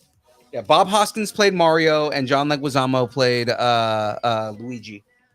That's an odd combination. I know, right? And Bob Hoskins passed away, and he was a great actor. So let's definitely remember his body of work and not think of him in Mario Brothers. Bob Hoskins and him not being British. Bob Hoskins had a tremendous library of movies that he was in. Mario was not one of them. John Leguizamo's the same way. Like John Leguizamo has amazing movies to his name. Well, Mario's not one of them. Well, you know why they did the movie for the money grab. You know, they were offered loads of money, so why not? Right. Right? Okay, well, since we're on the subject of Mario Kart, I'm gonna hop down to that. Not Mario Kart, sorry, Super Mario. I'm gonna hop down to that one. So we have Super Mario versus Warcraft. The Warcraft movie was so bad. Which one was worse, though? No, definitely Super Mario. Super Mario is definitely hands down. Why is it the worst? We want to talk something that has nothing to do with anything that has anything to do with the game. Like it doesn't take place in the Mushroom Kingdom. I don't know why that scared me. They made like Bowser's character was terrible, which again, Anthony Hopkins, come on, dude. But I mean, yeah, Anthony Hopkins played Bowser. Okay. But I mean, like Bowser was terrible. Yoshi, like you can't ride that dinosaur. Yoshi was not lovable in any way. The Goombas were like super weird. It was very cyberpunk-esque, but at the same time, it was such a horrible movie. There was nothing good about that movie. Okay, what made Warcraft so horrible? Warcraft, see, the only problem that Warcraft had was hear his voice. like, I get so excited with this stuff, right? What made Warcraft bad was number one, the pacing was terrible. Like it just felt like it was just everything was on top of each other. Even when there was like exposition, it was just like they were like running through the exposition, and it was like, okay, it almost felt like they're like, all right, can we get to the next thing? Can we get to the next thing? And it tanked the interest in the movie. Like there was a lot of exposition that they needed to go through to explain the world and get into the world building that they just didn't do. I feel like based on that alone, Super Mario was so bad it was good. I don't know if I can give it that. No. All right. Like I would advance Mario to the next round because it's that bad. Okay. Warcraft is a terrible movie, but it also made its money back. Okay. What about you, Dave? Well, first I'll answer Greg's question. Oh, yeah. II Arcade has Dragon's Lair, has Space Ace, and also Dragon's Lair 2. So all three of the Don Bluth games you can play on the II Arcade. To answer your question about which movie, again, Mario Brothers was so bad that people walked out of that movie. Yes. I mean, you know how hard it is to walk out of a movie? Sometimes I'll go to a movie just to eat the popcorn. I went to see Battle of LA, not to see the movie, just to buy popcorn. So it's definitely got to be Super Mario Brothers, the worst, and probably the worst ever. I actually got Philippe a new popcorn popper. Oh, so good. He buys those crappy, okay, maybe I shouldn't say it, I'm being judgy, those crappy like microwavable popcorns, and I'm a little bit of a hippie, and I don't think they're great for you, but I got him. It's like a what does it look like? It looks like a coffee pot. It really does. Oh, Jiffy Pop? Is it Jiffy Pop? It might be Jiffy Pop, but it looks like a coffee pot, and it has it's like a glass thing. Ooh. And you put the popcorn in it. You don't even have to put anything. You don't have to put any oil, nothing. You don't have to. In it, it's just like air popped, and you stick that in the microwave for like 2 minutes. And what you can do, and what we do, is we put like a pat of butter, and then on top of it, you put a pat of butter, and then the butter drips on it, like as it's making it. And I honestly, Philippe loves microwavable popcorn, and I was so afraid. I wasn't afraid. I was like, he's probably going to hate this because it's not like what he's used to. But then he had it, and now he can't stop eating it. Yeah, no, that's like my nightly snack. Like that's I make it every night. And you can put as much. You can even buy like the like movie theater butter or whatever, like you can buy that and you can use that, but we just use regular butter. You can cut up as much as you want and you just put it right on top, and like as it's cooking, the steam melts the butter and it like drips down on it. It's so good. I've tried to look for popcorn that is like movie theater popcorn, and the closest I've been able to come is the big bags of popcorn at Winco. Yeah. So I've been eating that. I like the bagged popcorn too. I usually, I like all those kinds. When I lived with my parents, we had one of those popcorn makers where you put oil in the bottom and it like moves it around and then it like pops. And so we always only had olive oil, so I always put olive oil in it. And now like you can buy olive oil popped like popcorn or whatever. But I was like, I've been eating that shit for like 20 years at this point. But yeah, no, I probably shouldn't talk about this, but at an undisclosed location, we received a package by mistake, and nobody ever came and got it, and it was one of these not the one that I have at home, but it was one of these popcorn poppers. Nobody ever came to claim it, and so we just had it just sitting waiting for them to come and claim it, and nobody ever came and claimed it. It was like that and some socks. Well, you have to take it to the post office. It wasn't like it's a long story. It wasn't me that did it, just put it that way. I told them, I was like, you can't do that. And they're like, but they didn't come and get it. And I was like, okay, well, this is on you and you should take it back. But that's where I got the idea for it, is because one of these things was delivered and I was like, oh, I wonder how that will work. So then I got Philippe a big one. And I love it. And it works really well. Nice. If you got like the movie theater, like popcorn, and not popcorn, the movie theater butter flavor stuff, then it probably tastes just like movie theater popcorn. Nice. I don't like the microwavable stuff because it leaves like this like weird like film. It does. And I don't like it. Like I can eat half of it. Philippe will eat a whole bag, and I'm like, oh, it makes me sick after a while. But when you eat popcorn, it makes you watch movies more because you have to eat popcorn and watch a movie. You do. Yes. It's a requirement. And I watch a lot of shows and movies and stuff like that, so I'm constantly eating popcorn. I love popcorn. It's kind of healthy for you too, in a way, you know. Oh, it is. It's corn. Big bag of knobs. A big lump of knobs. It has got the juice. It has the juice. That song's been stuck in my head forever. For a couple months. Before that, it was Chrissy Wake Up. That was stuck in my head. All right. I know Cam will appreciate. Phil, are you building the support arm that the Batwing hangs on? No, it doesn't seem like this is the support arm it hangs on. This seems like it is. This actually seems like it's probably a gun. Okay. Is that a part of the Batwing? Yeah, because the Batwing has a bunch of guns on the front of it. Oh. Okay.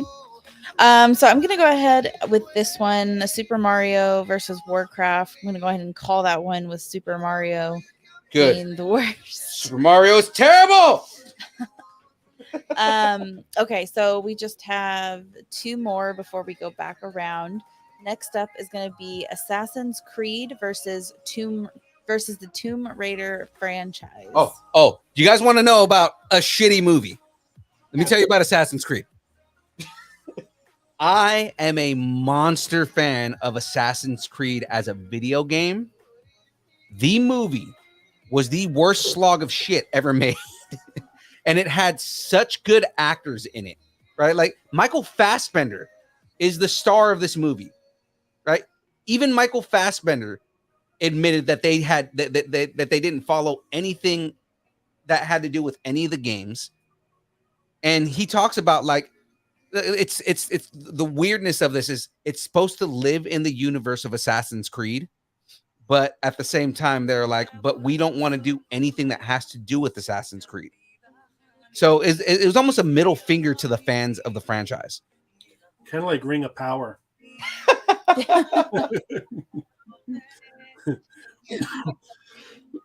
What happened to Michael Fassbender? I haven't seen him in a movie in a while. I don't know, man. Because Fassbender's last big thing was Magneto, and then we really haven't seen him since. Cam said he almost fell asleep when he saw it. Dude, Assassin's Creed was so bad. I didn't see that movie until it came out on video, and it was just, I was happy I didn't pay money to go watch that movie.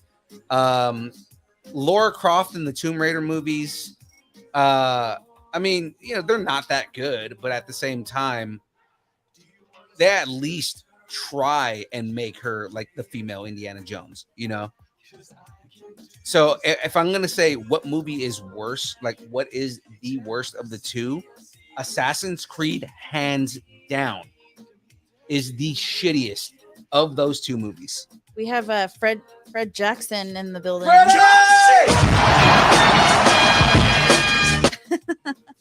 Wait, are you saying there's a good performance? Like Michael Fassbender had a good performance in Assassin's Creed? That movie was so bad, dude. Oh, are you reading Fred's comment? Yeah, and I'm saying okay. Of all people, because Fred is pretty one of those guys that's pretty. I think he said he played Steve in Steve Jobs' great performance. Oh, okay. Now, yeah, like that's different. Like like he actually did do a good job as Steve Jobs. But no, in regards to him playing in Assassin's Creed, it was bad, man. It was so bad. I thought he was good in Prometheus as well. So I know a lot of people said they didn't like him in Prometheus. I thought it was a great character, in my opinion. Prometheus was good. I you know what? I liked it as far as what it brought to the lore of the Alien franchise. Right. Me too. Okay. Dave, what's your vote? Oh, Assassin's Creed. Yeah. Okay. Fred said yes, and Android David. Oh, yeah. Yeah. Android's name is David, yeah. Oh, okay. In Prometheus. Yeah. Fassbender killed it in Prometheus. I mean, Fassbender's a great actor. Like same thing. I like him as Magneto. I don't like the X-Men movies, right? But I think that he played a good Magneto. I think he could play if they were to rework that entire franchise and they were going to keep anybody, he's a good person to keep. So Fred, so what we're doing right now is we are doing a bracket for the worst video game movie ever. We've gone through a couple of them. Right now we're doing Assassin's Creed versus Tomb Raider. I think I have four total for Assassin's Creed and none for Tomb Raider. Make Gambit great again. You know what, man? Well, we're gonna talk about that. I was not excited about seeing I'm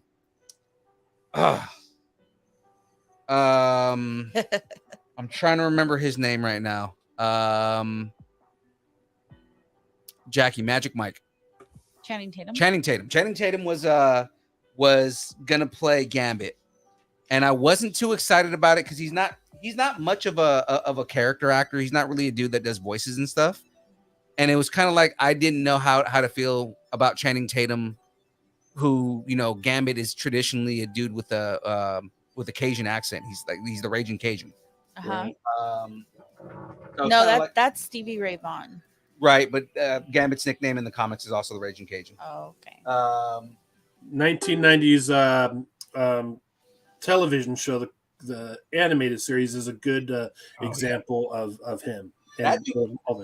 The voice actor who played Gambit in that show was perfect.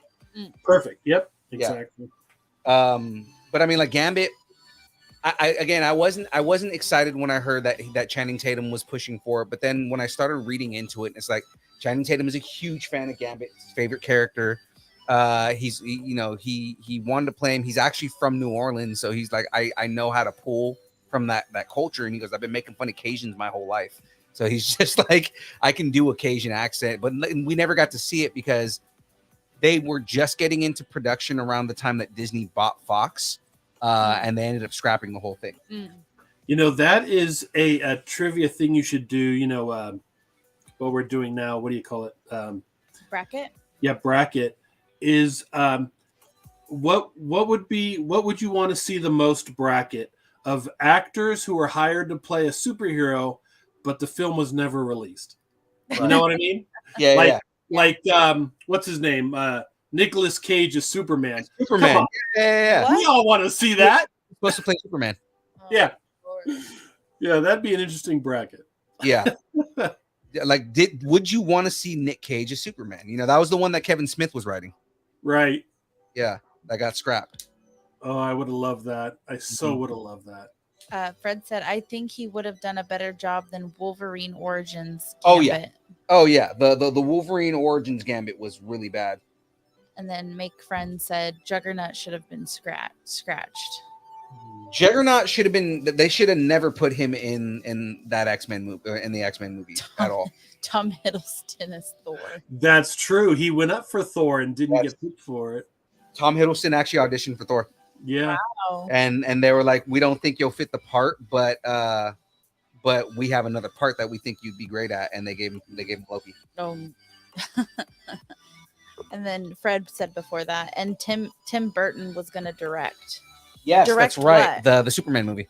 Yeah. Oh, jeez. Yeah, Joseph so and it was supposed to Mary. be Tim Burton directed, Nicolas Cage was Superman, and Kevin Smith was writing. And Kevin Smith is a huge well, he's more of a Batman fan, but he's like a big Superman fan too. I bet you that movie would have been the second highest grossing Superman movie of all time, right behind Christopher Reeves. You know what's funny is we ended up getting Superman Returns after that, which had no action whatsoever in it. Son at of all. Jor-El. And that's the whole thing. That's Is the one Aaron Watson talked me into watching. the Superman Returns. They ended up casting someone who looked like Christopher Reeve, Right. in Brandon Roush, and he was looks in hiding. like he looks just like him. But the thing is if you go back and watch that movie, I didn't realize it until after I saw this in a thing. But you go back and watch that movie, there are no fight scenes in that movie whatsoever. He did not punch one person in that movie. Wah, wah, wah. Well, you know, when I watched that movie, I kept thinking Cyclops because of the actor who was in the X-Men movie was in that movie, and I kept thinking Cyclops. Yeah. Couldn't get out of my head. All right, so I'm going to say for Assassin's Creed versus Tomb Raider, I'm going to say Assassin's Creed was and is the worst of between the two. Oh, absolutely. All right. Make Friends Radio says guaranteed nipple suits then. Guaranteed nipple suits. Superman with nipples. That would be great. Yes. That's why I watch Wonder Woman movies. Only for that. That's it. I have nipples, Greg. Could you milk me? We watched that movie. We watched that whole trilogy. Well, we watched that movie the other night, but I guess Philippe ended up watching the whole trilogy because he couldn't sleep. Couldn't sleep. Of the Meet the Parents, Meet the Fockers, and then Little Fockers. Right. Oh boy. That's Pirate- that's the 3.5 hours of fun right there. Yeah, for some Exactly. reason he couldn't sleep. Did you ever think about just turning the TV off?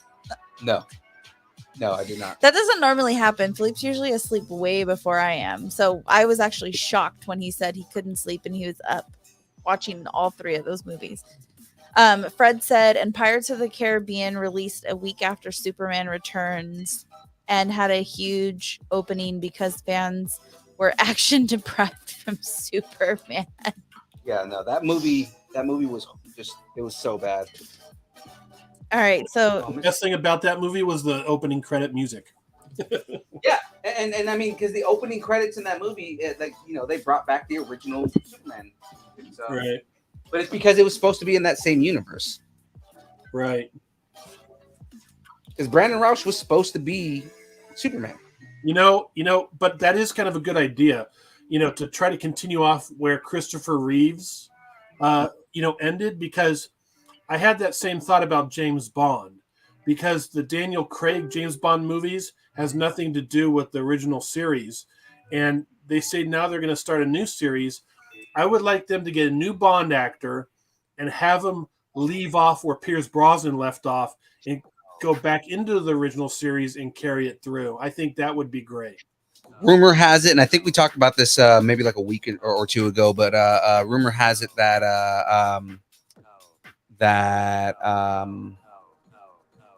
Tom Hardy is supposed to be the new James Bond. What? Yeah, I can see him. I can see him doing that as long as he can play it. I don't know. I can see him maybe doing that. Tom Hardy's a good actor. I think he could pull it off. Huh. What's his name has always wanted to be James Bond. Who is that guy? It's a British actor. Oh boy, I forget his name. Never mind. But I know you know who he is. But he's always wanted to be James Bond, and he did a comedy where he plays like a James Bond type of character. But you know who wanted to be James Bond, but he couldn't because he was an American, is Tom Cruise. And Tom Cruise said, well, if I can't be James Bond, I'm going to make up my own thing. And he did. He bought the rights to Mission Impossible, so he made himself Bond in a way. Right. And Mission Impossible, still based on another, like based on an IP. But I mean, yeah, he What's definitely intellectual property.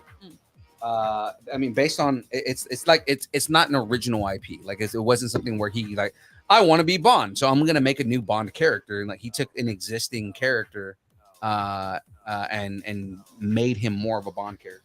Like Ring of Power did, yeah. No. Running theme tonight, ladies and gentlemen. Okay, Make Friends Radio. They are my new favorite.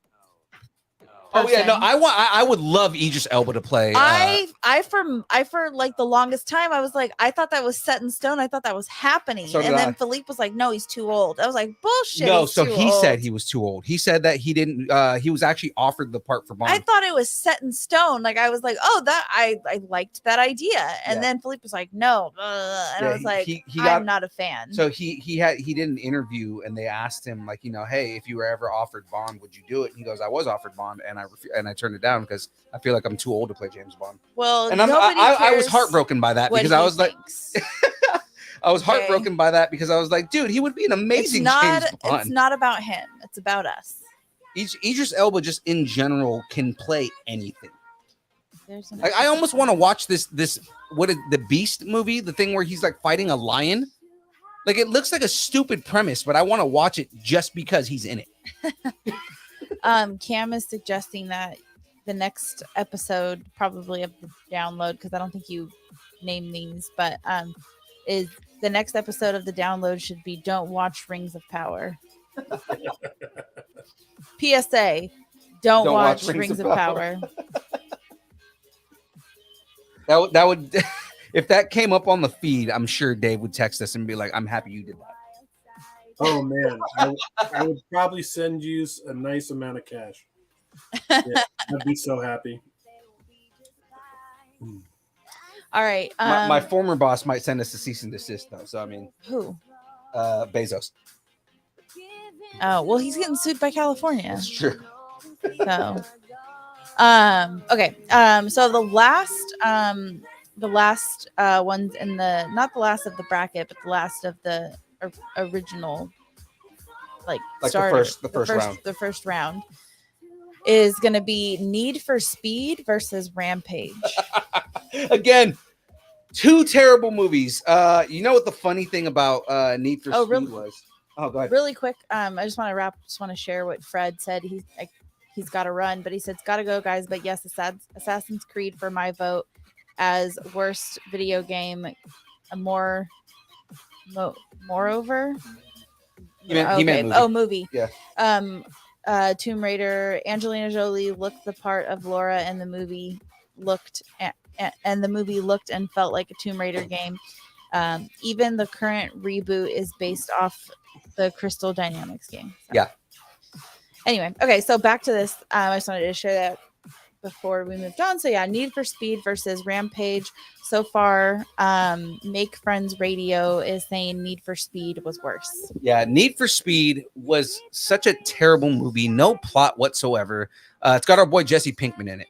Oh. right? And they the season finale of Breaking Bad, they put the trailer up and they made people think that it was the Breaking Bad movie because they were just trying to capitalize on his fame at the moment. Yeah.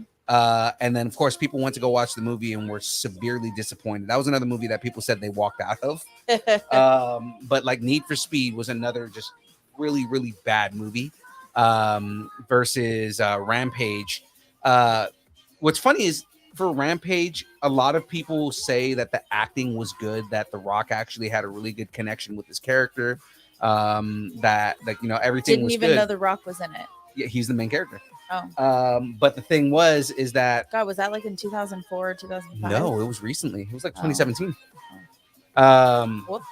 But like the problem that people had with Rampage was they made it seem like it was going to be like the video game. It was essentially like King of All Monsters. You're supposed to have these monsters fighting because that's why you played the game, was to have these monsters fight.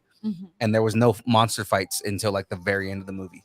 What? So people were just like, why do I want to watch this movie about this dude connecting with an ape? Like why do I want to watch a movie about The Rock connecting with an ape? Come on, dude.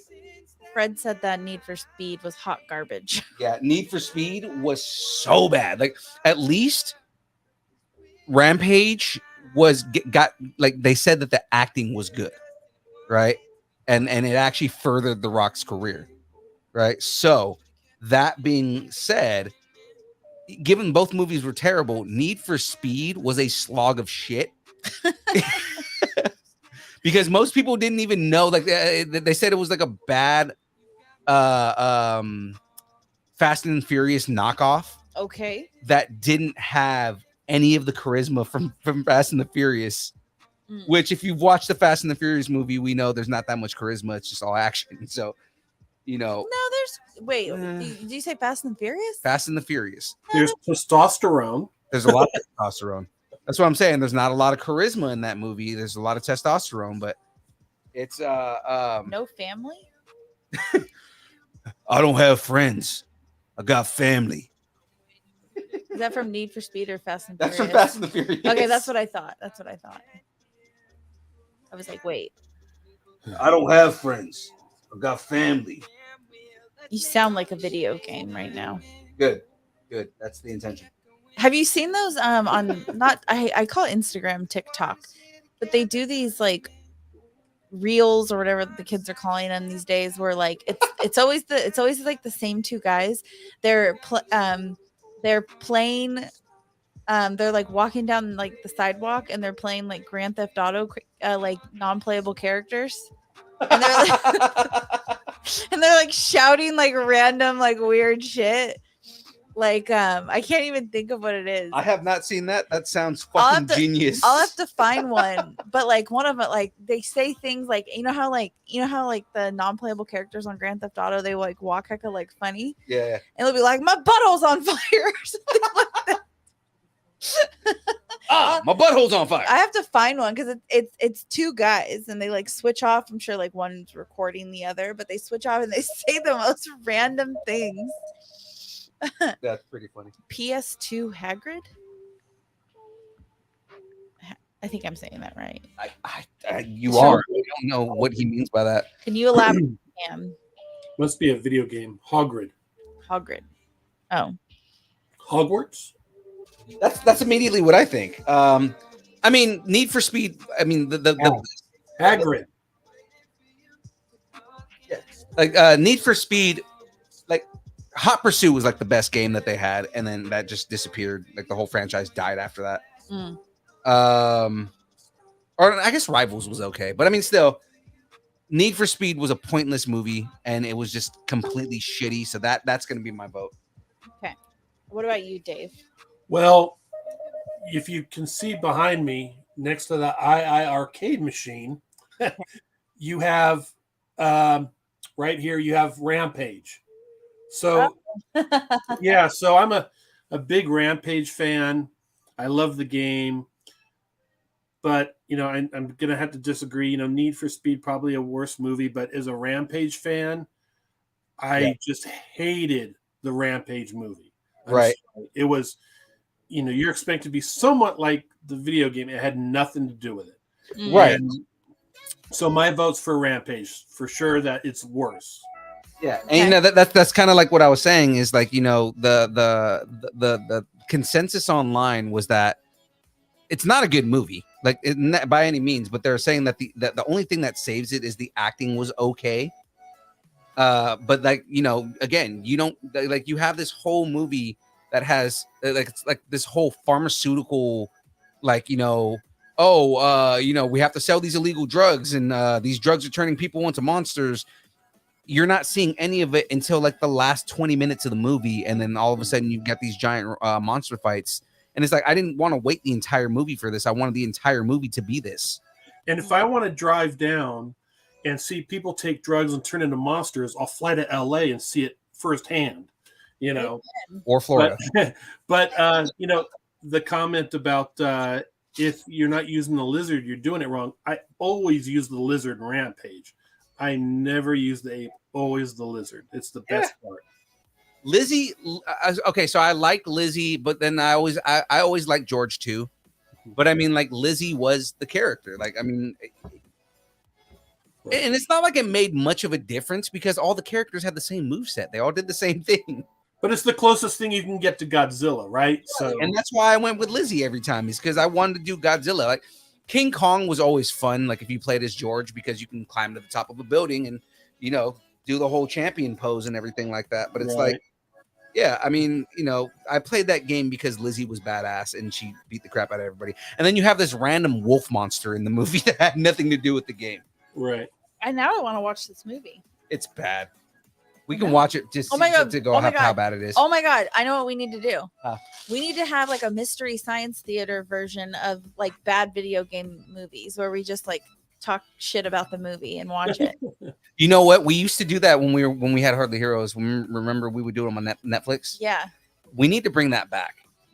We need to schedule a day where we can do a Netflix watch party. Yeah. And then we can because remember there's a chat on the side, and that's what we did like you'd probably want if you wanted to start planning it, I imagine you would want to do it sometime like during like the holidays. Mm-hmm. Like not like on a holiday, but like during that time where like people are like, have like when people are usually off of like work or whatever. Right. You know what? I'm probably gonna put up a poll and see what movies people want to do that with. Because the movie we did it with was Ghost Rider, the second Ghost Rider movie, right? Because those movies were fucking terrible. Speak of Nick Cage in bad movies, right? All right. The best thing of the movie, the first one was the actress. What's her name? Oh, yeah, I know what you're talking about. Boy, yeah, talk about eye candy. Super hotness. I don't remember her name right now. Margolis, I think, is it? No, it was Eva Mendes. Yes, there you go. Yeah. Oh. All right. cameras. I'm going to go ahead and call this one with Need for Speed is going to take the cake on its worstness. I'm sorry, Rampage did not win that one. All right. So just to recap on the ones that made it through the first round, which will go on to the second round, are going to be Street Fighter, Silent Hill, Double Dragon, Super Mario, Assassin's Creed, and Need for Speed are all going to go on to the second round of worst video game movie ever. Do we have the matchups at all? What do you mean? Let me take a look at that real quick. Like who's going to go up against who? Well, yeah, they'll just Street Fighter against Silent Hill, Double Dragon versus Super Mario, Assassin's Creed versus Need for Speed. I just go down the line, man. Did we do the one with Mortal Kombat Annihilation?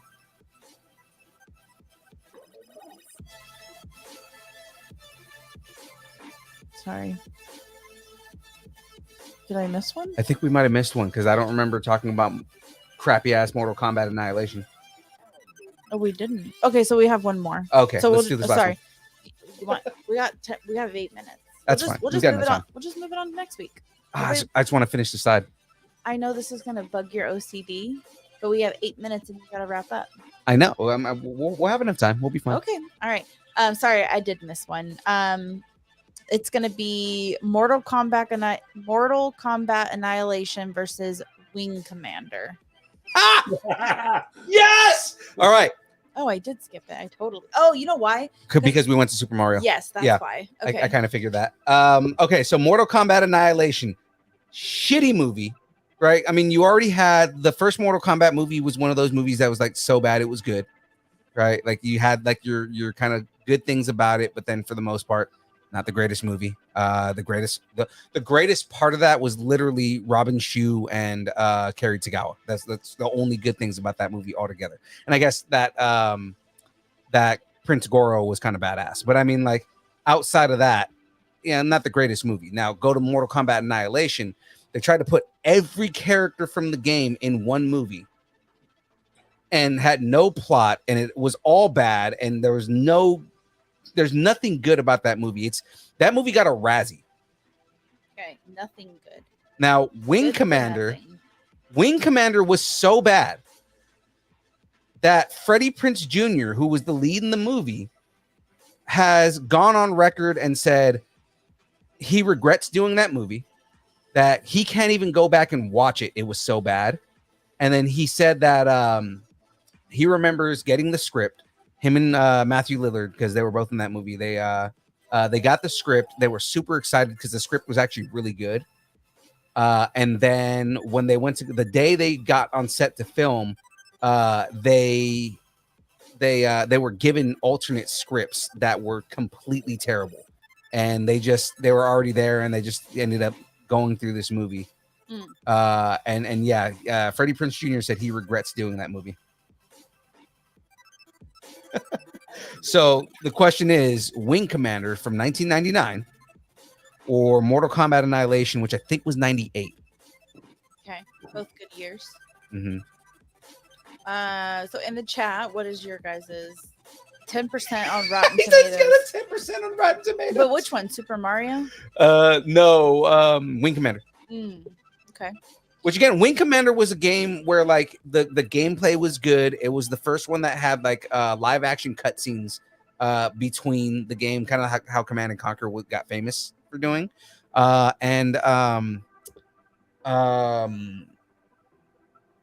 Skywalker. I'm always forgetting everybody's name. Mark Hamill played the main character in that game. How do you forget Mark Hamill's name? And he's like one of my dream interviews too. I always forget people's name when I need to know them. Wing Commander it was a. And yeah, so I mean, I kind of agree with Make Friends Radio, mainly because Mortal Kombat did give you game accurate portrayals of the characters, even though the movie sucked and you know everything was bad, but like the characters they looked right on. Like you get Kintaro in that game, in that movie, and that's like super weird. But I mean, like, you know, Queen Sindel, you have a bunch of characters. I think Shiva was in that too. You get a bunch of characters that you get a bunch of characters that you see that look cool in live action, but the movie was just really bad versus Wing Commander, where there's not anyone involved in that project that even wants to recognize that it was anything that was worth making. Even the director said that it was terrible. Yeah. So I'm going to go with Wing Commander. What's your vote for Wing Commander? I'm going to go with Wing Commander. Okay, what about you, Dave? I'm going to say Wing Commander's the worst. Yeah. Because I saw Annihilation in the drive-thru. I had a great time while the movie was going on. So for me, Annihilation was decent. It's funny with Annihilation. They said they had to pay Robin Shou 3 times his rate from the first movie after he read the script, because he was just like, I don't want anything to do with this. This is going to tank my career. And they said, we'll pay you 3 times because we can't make this movie without Liu Kang. And he was like, okay, I'll take it. Yeah. But they even had to recast Kerry Tagawa because he didn't want anything to do with it. So you want to know a super random fun fact? Mm-hmm. So Dave said he saw it you said drive-through, but I'm assuming you meant drive-in. Drive-in, sorry. No, that's okay. I just want to make sure. I'm like, unless he's watching shit in the drive-through. But I can do that too. Yeah, it's the thing. You know what other song is like randomly been stuck in my head? Let's all go to the lobby. Let's all go to The lobby. Let's all go to the lobby, get ourselves a treat. I don't know why. And I did when that song came on. I went to the lobby. That's pretty funny. Okay. So far, it seems like Wing Commander, but I mean, we had another couple votes here. No, a couple votes. I don't see no other votes. No, I'm trying to say people vote, please. Oh, We've got 6 people in the chat. Okay, going once. Oh, by the way, Mortal Kombat, excellent soundtracks. Oh yeah, Mortal Kombat. Oh, absolutely. I agree with that as well. Okay. So going once, going twice. We can agree on this one. Wing Duck Commander, whatever it is. Duck Commander. Oh, if they ever made a duck hunt movie, I'm sure like it would look like they would make it super serious, and it would be like, you know, it'd be him fighting the dog. Would Uncle Si be in it? That would make sense. With his tea glass, right? Okay. Little appearance by Elmer Fudd. All right, I'm gonna go ahead and call this one with Wing Commander, and that closes it out. So next week we have Street Fighter versus Silent Hill, Double Dragon versus Wing Commander, Super Mario versus Assassin's Creed, and then we have an extra.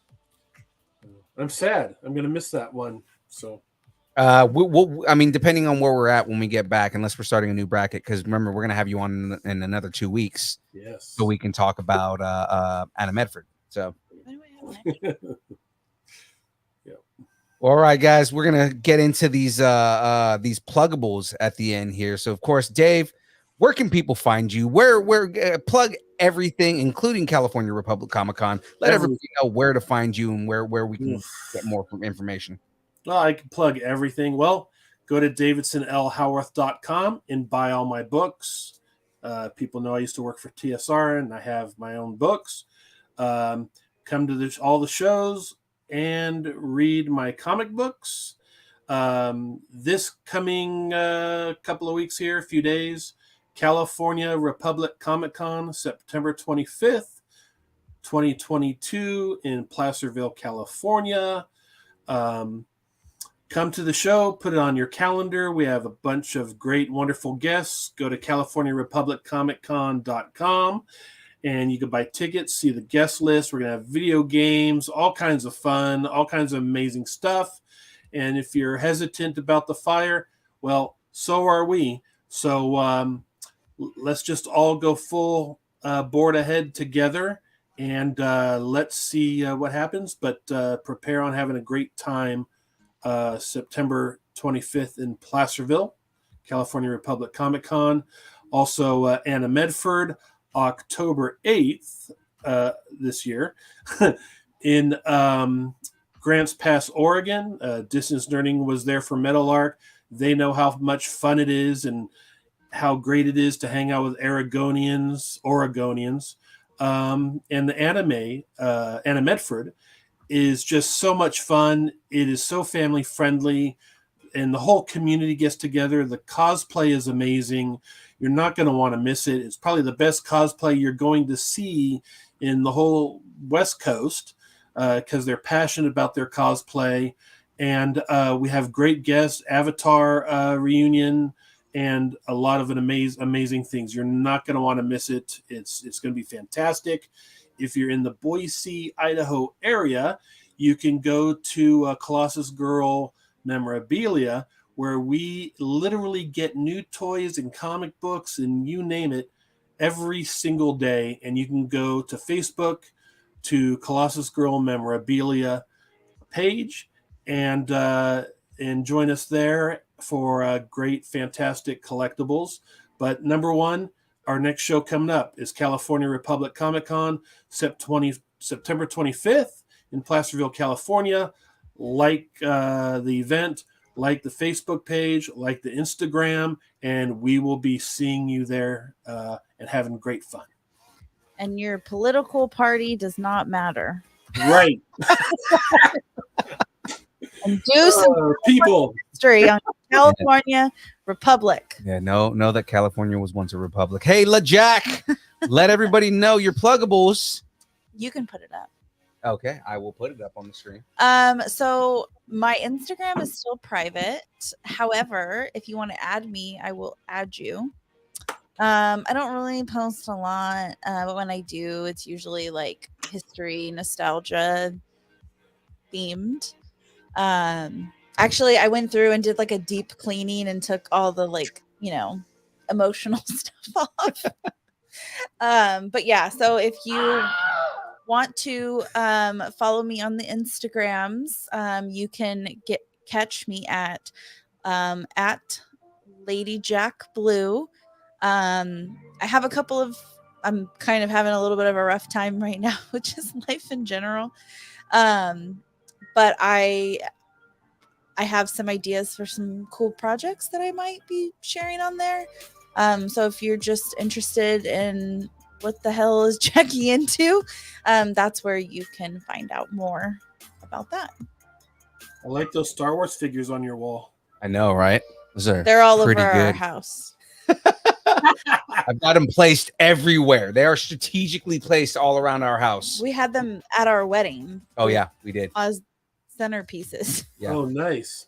A lot of the ones that are up there, you see on the top shelf up there. Yeah. Those guys, we had them around.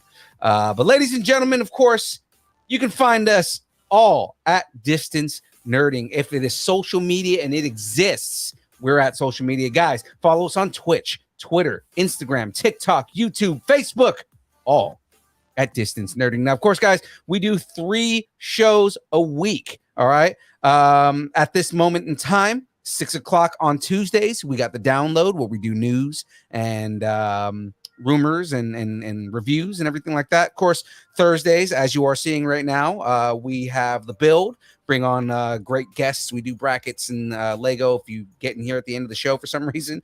And then, of course, on Mondays, I do game streams. So right now, I am in the middle of playing Cyberpunk 2077. Now that they fixed the game, and I am going through it, and it is an awesome game. So I'm getting through that right now. And of course, we do our little side shows every now and then. Of course, I am doing a playthrough of Halo 2 Anniversary Edition with Wayne the Unknown. So go ahead and check that out on Wayne the Unknown's YouTube channel. He puts out an episode a week, basically every chapter that we played. Outside of that, guys, check us on our social media. We're most active on Facebook and Instagram, and we're posting stuff all the time. All kinds of fun, new and exciting things. Of course, Cam, shouting out over here. I might as well do it before I get off right now. Ladies and gentlemen, we have merch, people. Yeah, no, I keep forgetting to put it on the soundboard. That was pathetic. But merch, guys, we have shirts. We've got hats. If you're interested in shirts or hats, our shirts cost $20 each, $25 if we got to ship them to you. If you're anywhere in the Sac area, I'll just drive it to you myself. Well, at the moment, I'm not. They're but I mean, one of a kind, and you can only get them here at Distance Nerding. Exactly. Now, the hats, we've got 2 awesome colors. You got the Galaxy Gray, and we've got the Baller Black. And between those 2 colors right there, the hats cost $35 each, $30 if you buy multiple. So if you decide you want to get one of each color, knock down the price to $30 a hat. Outside of that, guys, we've got a bunch of stickers. I just got a whole bunch of new ones. I've got an entire box of stickers right behind me over here, about 500 stickers, because we were trying to get ready for both California Republic and Heroes Fest. Our next appearance is going to be Heroes Fest with Project Wish Upon a Star in Fresno this Saturday, and then of course next weekend, as you guys were just seeing with Dave over here, we're going to be at California Republic Comic-Con, moderating all of the interviews and everything like that, and you'll just catch us. Hey, maybe you might see me as Unipool. You never know. It might happen. It may not happen. I don't know. You might see me as as Wade Wilson dressed as a unicorn. So that being said, ladies and gentlemen, that is it from us. It is now time for the dance party, and I am ready for this. I don't know about you guys. Let's get it going here. I'm ready. Oh yeah, look at that War Machine.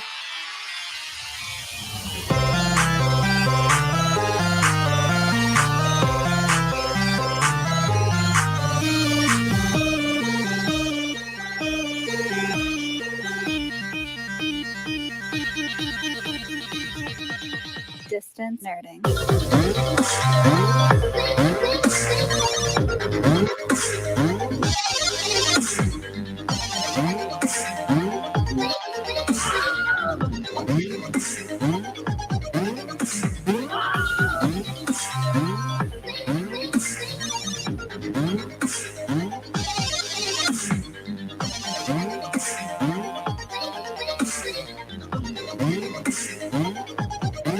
Oh wow. Nice. Oh, that was the best ever. Oh, our ring light fell. That's a first.